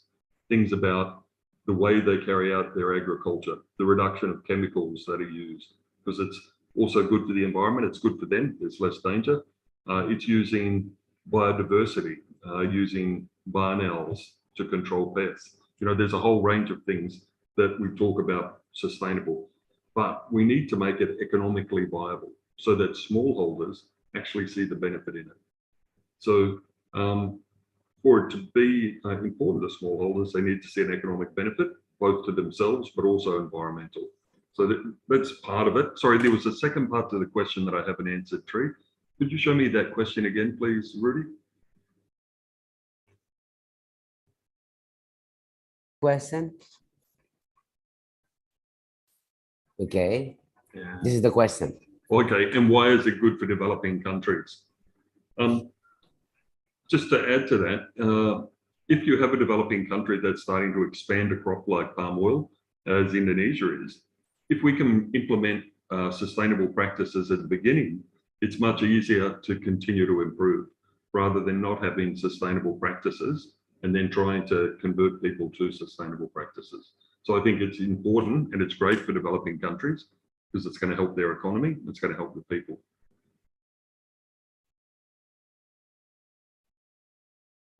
Yes, thank you, Rob. Maybe last questions I have in the chat box. I would like to invite Shahrul Anwar. Shahrul Anwar, are you there? Shahrul Anwar, you can address your questions to Pak Rob directly. Yes, please. Yes. Great. Okay. My question. For the first, I want to say thank you to Mr. Rob. My name is Shahrul from Malikusala University. I want to ask about the certification from the palm oil company to increase the ability and expertise of smallholders. And if I ask which one is better to be a smallholders farmers or a plasma farmers to get the best welfare? Thank you. Okay, again to Mr. Rob. Okay, thanks. That's a great question. Thank you, Shahrul. So certification and which one's better? With certification, we're working with 4 farmer associations at the moment. And the certification actually allows them to learn a lot more. It actually strengthens the farmer group. It makes a bigger support group. They have access to more training. They have access to higher income. They generally produce more crop than people who are not in an association. Now, there's 2 certifications there. The first, and I suppose the most important, is the ISPO, because it recognizes that Indonesia has its own sustainability system. And so for smallholders to actually operate, they need to follow ISPO. So we need to respect the laws of Indonesia and help farmers gain that certification. Also, you have international, which is RSPO. Now, both systems are very similar. The standards that are set are very similar, and they are all aimed at improving the environmental practices and the economic performance of smallholders. So in terms of that, I think certification is one route, and I think it's a very important route for smallholders to take. Now, you've asked, is it better to be like a scheme smallholder or an independent? Swadaya atau ikut scheme? If you look at, it depends on what company you're associated with. A lot of the scheme smallholders have very good income. But what it means is that they're not actually doing any of the work themselves. Quite often the scheme smallholders, the work is undertaken by the company and they receive a payment on a monthly basis. And that payment can be very rewarding economically. Yet with some independent smallholders, they want to work the land themselves, but the practices that they're implementing aren't giving them the same results. But over time, we've been showing that the more that we train people and assist people, they can start to achieve higher levels of income. So if I was to be brutally honest at the moment, if you were to follow certain companies and become a plasma farmer, your income would be very good, but not all smallholders can be plasma farmers. So we've really got to work on those farmers who aren't plasma farmers to increase their livelihoods. Thank you, Rob. Okay, again, participants, you can raise your hand or you can ask directly now. We have no more questions in the chat box, but I do believe that if you have some questions that you can ask directly. Okay. So far, no more questions. Pak Iskandar Panjaitan, because I interrupt your slide on the presentation, do you have anything to convey in your closing? Because we still have time here now. Sorry, Ruth. I Yes. think Muazzam mentioned something in the chat box because he has an issue. Yes, And Muazzam. yeah. Muazzam, can you say directly now? You still have a problem with the network, Muazzam? Okay, one more question. What are the best practices and techniques for smallholder, especially in developing countries? Okay, Pak Rob, can you answer this? Mr. Rob Nichols. What are the best practices and techniques for smallholder, especially in developing countries? Best practice and techniques for smallholder. Okay, thanks. Best practices, there's good agricultural practices or best management practices are fairly standard. And it's all about things about frond stacking, it's about maintaining the right canopy, using the correct fertilizers, using the correct chemicals. So this is all learned through basic training. And, you know, the government in most countries, in Indonesia, we have penyulus, and their job is to assist farmers learn these things. So in a lot of developing countries, you do have village extension officers. So we would encourage people to work with the local village extension officer or agricultural officer to learn what are the practices suited. The palm oil industry has very standard practices that you can implement. It may vary slightly depending on the topography. If you're in a slopey country, if you're in different types of soil. But it's important that you connect with a village extension officer or agricultural officer to help you. I could go through those things here, but this isn't the forum for me to explain one by one. But the basic standards are all around good agricultural practices, and that leads how you implement them. So how you fertilize, when you fertilize, how you prune your tree, when should you harvest, those are the sort of things. And, you know, you can find that in a lot of, on the YouTube. You know, you can find a lot of these things on YouTube. You can find these things on the internet. So I'd encourage people to have a look around at good agricultural practices for palm oil. Okay, thank you, Rob. Okay. Ruth, sorry, just for completeness, because we are talking about inclusive sustainable palm oil, and then I know Musimas has direct relationship with customers and with producers. Maybe if you don't mind, Pak, explain a bit about the inclusive, although because you are in the smallholder unit, but we know inclusive sustainable palm oil, not of course including all of the players. Can you say some words about that part? Okay, thanks, Boo. We've seen that, especially over the last 5 years, a lot more of the end users, the buyers, big companies, have set very high targets in terms of accessing, buying, and using sustainable palm oil. And some of that has led to partnerships. We're very lucky. We work with some companies like General Mills, with Mars, with Danone, with L'Oreal, with AAK, some very big names, and we work with other companies who are actually investing. You know, we have one of these landscape programs or a smallholder hub. We're working with the local district government to train their village extension officers and then provide backup service where we go to the field, our agronomists, to help the farmers learn. So this is one way that the end buyers have been involved. by directly funding. But I'd like to say that it's not all about money. What's most probably more important is for them to understand the challenges that smallholders are facing. Sometimes Western countries, every culture is different. How agriculture works in, say, Australia, it's highly mechanized and the cost of labor is very expensive. In Indonesia, it's very different. So people need to understand the different conditions, the different demographies of places so that they understand more about the industry. But sometimes just by having forums, different working groups, we can have end buyers and other people involved to share ideas. And from that, we can help improve practices. We've got ideas on how smallholders can improve. But generally speaking, a lot of buyers now are very, very particular about ensuring that the CPO they're using is from a legal source. So they're looking at ways, how can we help smallholders? Whether it's through land certification, the government has a lot of programs. So we access government programs too. And so if they want to support those programs, we're very welcome to do that. Or if they want to join forums to discuss and offer ideas, we're also happy to do that. So it's a real partnership too. It's, not just discussing, but it's also people would like to come and see. People have never been to, some of the really remote places in Indonesia to see palm oil and meet some of the really good people that we work with. When you meet someone, you go to some of the villages, it's so welcome, it's such a nice thing to do. And if you're there and you build a good relationship, it's very rewarding to work with the smallholders to see that their life improves.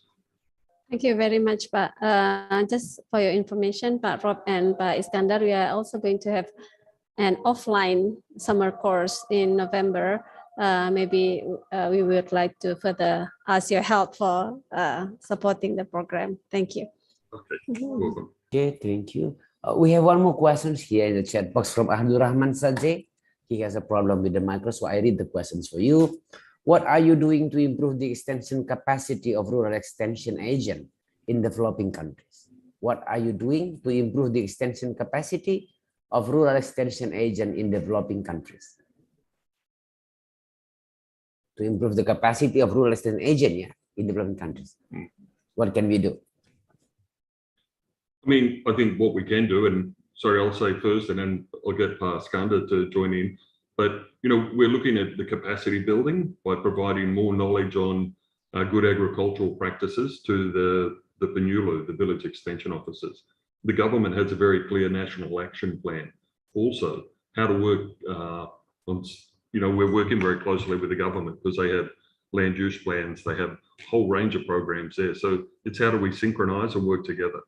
From our point of view, on a practical level, we have skills in agronomy, and we can share those skills on agronomy, financial literacy, etc., and NDP policies with PENULU or village extension officers, and there they can then assist the farmers. So I think it's all about hands-on practice, hands-on development, and working together with the relevant government departments.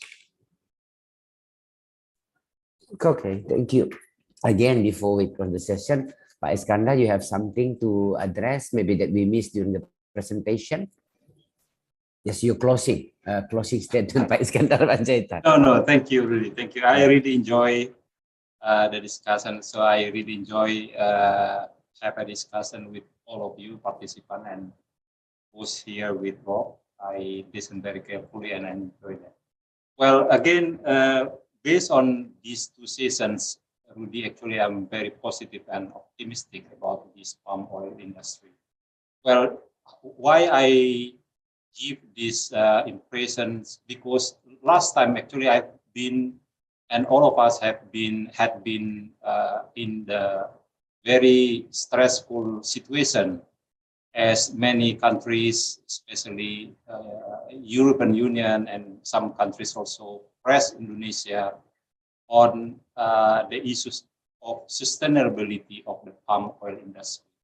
So here, by this crisis that exists now, actually give the lesson for all of us, not only to Indonesia but also to the global one, but about the importance of palm oil industry. So I think this is a very good chance for us to show the world that palm oil industry is very important to the global economy. Palm oil industry actually has been managed in the sustainable one, but at the same time also we need to have giving the attention of the concern from these countries, because they think that the palm oil industry actually has environment issues. So we hope that actually Indonesia at the same time informing that palm oil industry in Indonesia actually has been take the concern of environment issue. At the same time, also we need to increase the good agricultural practices in the palm oil in order to show the other countries that actually Indonesia also take the concerns of other countries in terms of sustainability issues. That is the thing that I would like to have a view, Pak Rudi. Thank you.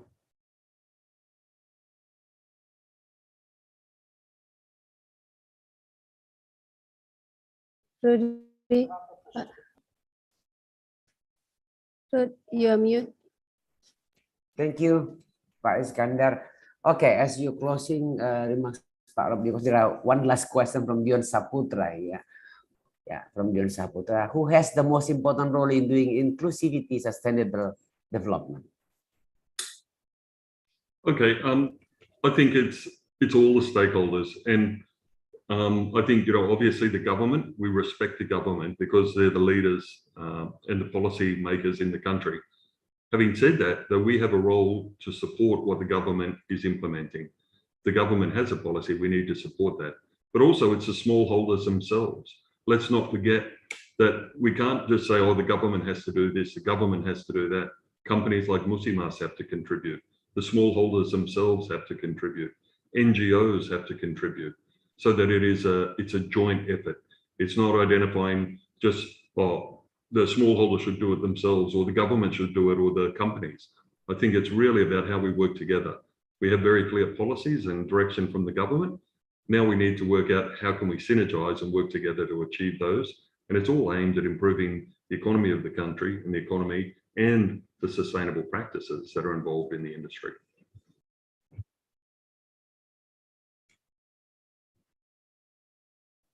Okay, yeah.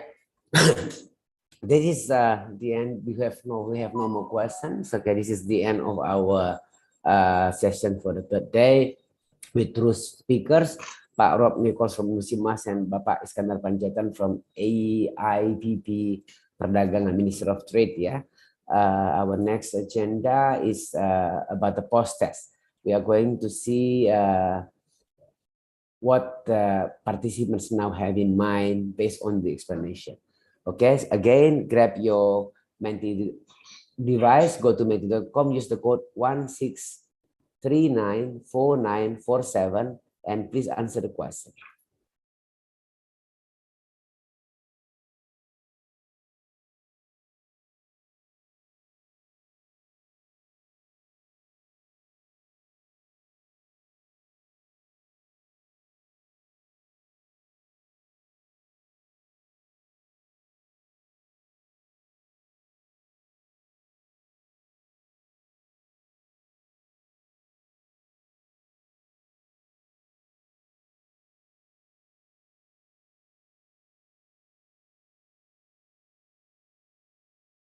Okay, we have two responses so far.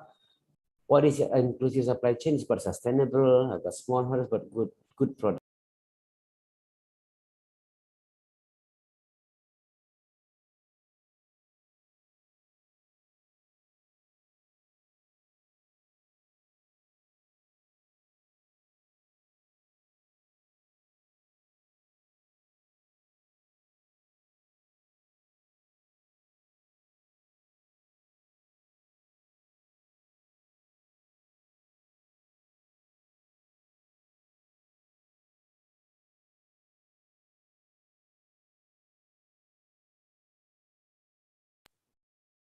Okay.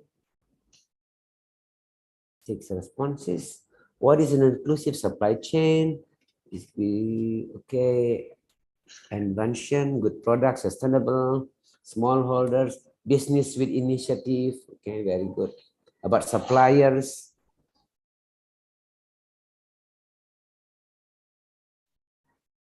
Involve farmers. Okay, inclusive supply chain involve farmers and smallholders. Okay, we have 10 responses. Again, go to menti.com, use the code 16394947. Okay. Yep. Okay, we go to the next questions. Can you put the picker? I need the picker. Oh, okay. Yes. Yeah.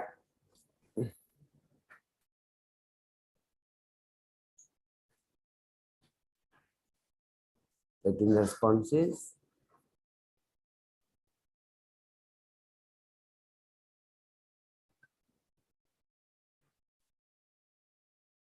Okay. Now we go to the second questions. Again, you answer this. Are you part of the inclusive palm oil supply chain?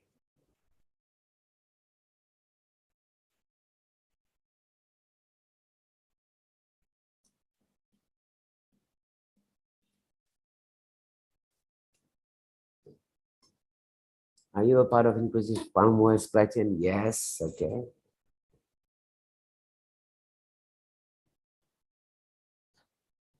Okay. Still, we have one answer saying no. Of course, maybe. I think so. Yes, of course. Okay. Yep. Yeah, my family, smallholders. Okay. Yes, of course. A part of this. I think so. Sure.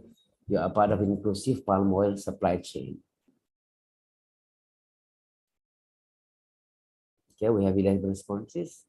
Go to menti.com, use the code 16394947.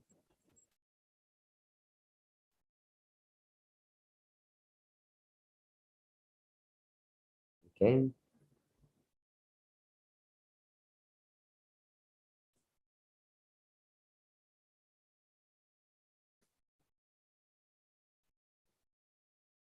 Okay.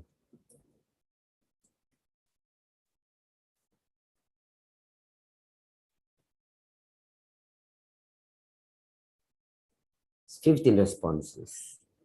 Okay. Are you part of inclusive parliament supply? Exactly. Of course. I guess so. I think yes. Yes, of course. All right. One answer. Yes, my dad. I believe that you have your father is the farmer or smallholders of the palm oil supply. Okay. All right. Great. We have the third questions. Do we have a third questions for this? Okay.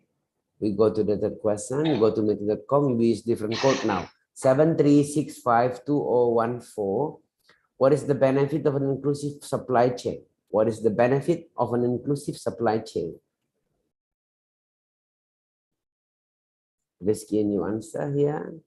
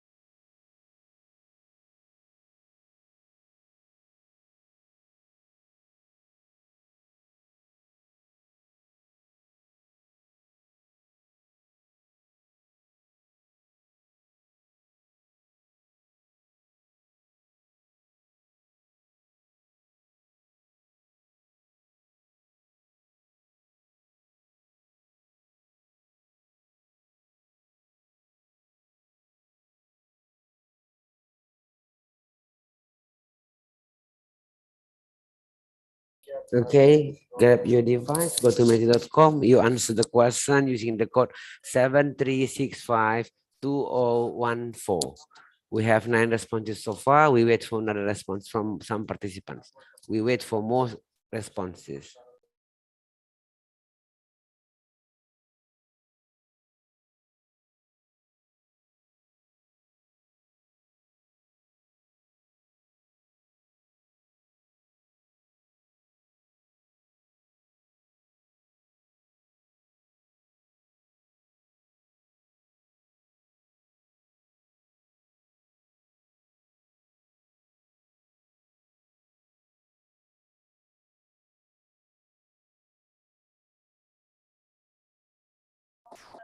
Okay, we have 12 responses. What is the benefit of an inclusive supply chain?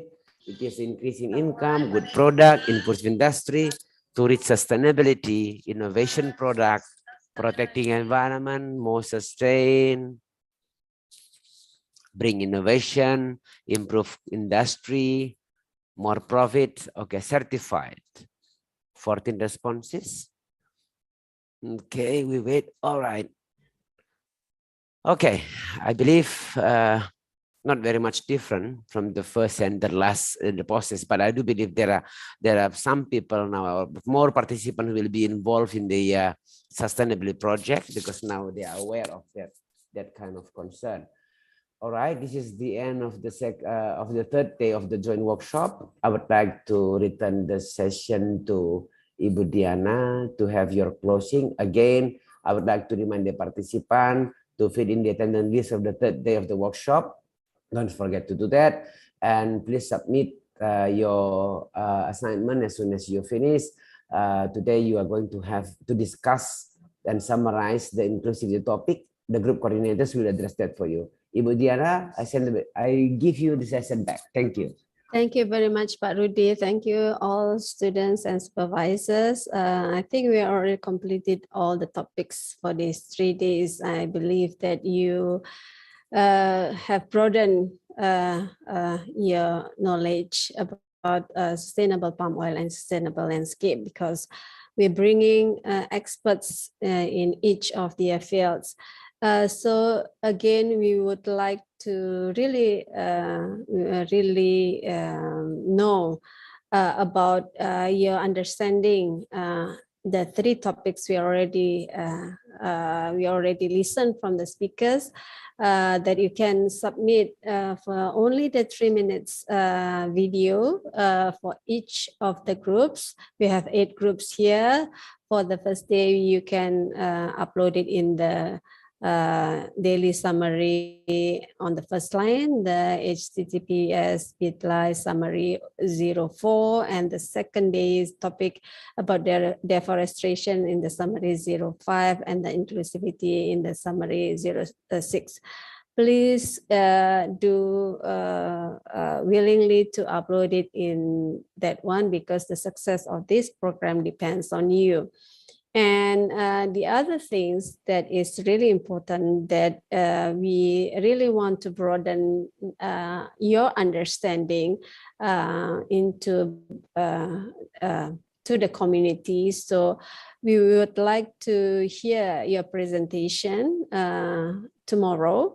So please prepare the presentation for maximum 8 minutes and then upload it into the HTTP bit.ly talent video by 12 p.m. Indonesian time tomorrow. So we have enough time to circulate it among the judges. The judges will be supervisors of your universities. We have a number of supervisors here, and then Pak Rudman, which from Musimas, he is here, also willingly to join us to give his assessment, and Ibu Fitri from Yayasan Konservasi also will give her opinion about your YouTube videos that will be uploaded later on.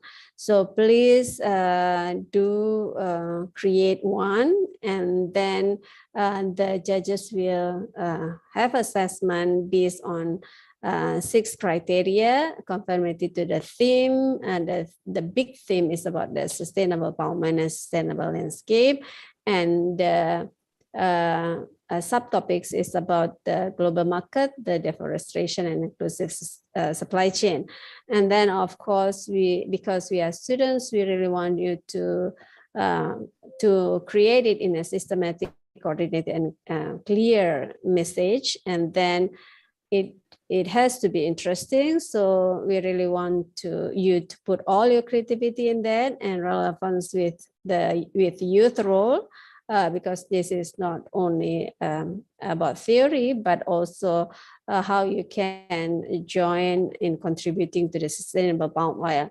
And then, of course, because you are presenting, we need to see some interesting presentation. And one of the most important one that we would like to see a message that can raise awareness among the communities.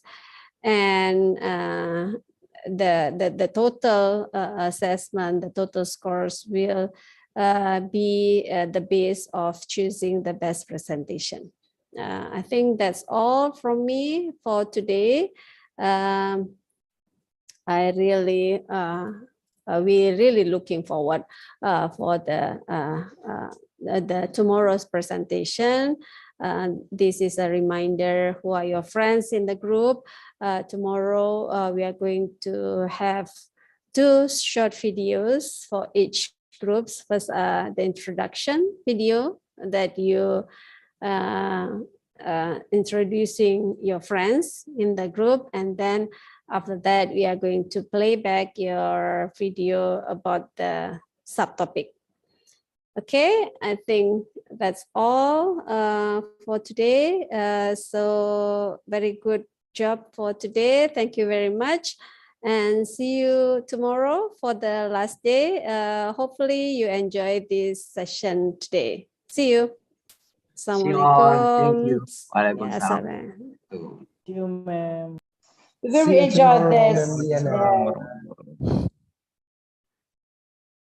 Diana. Guys.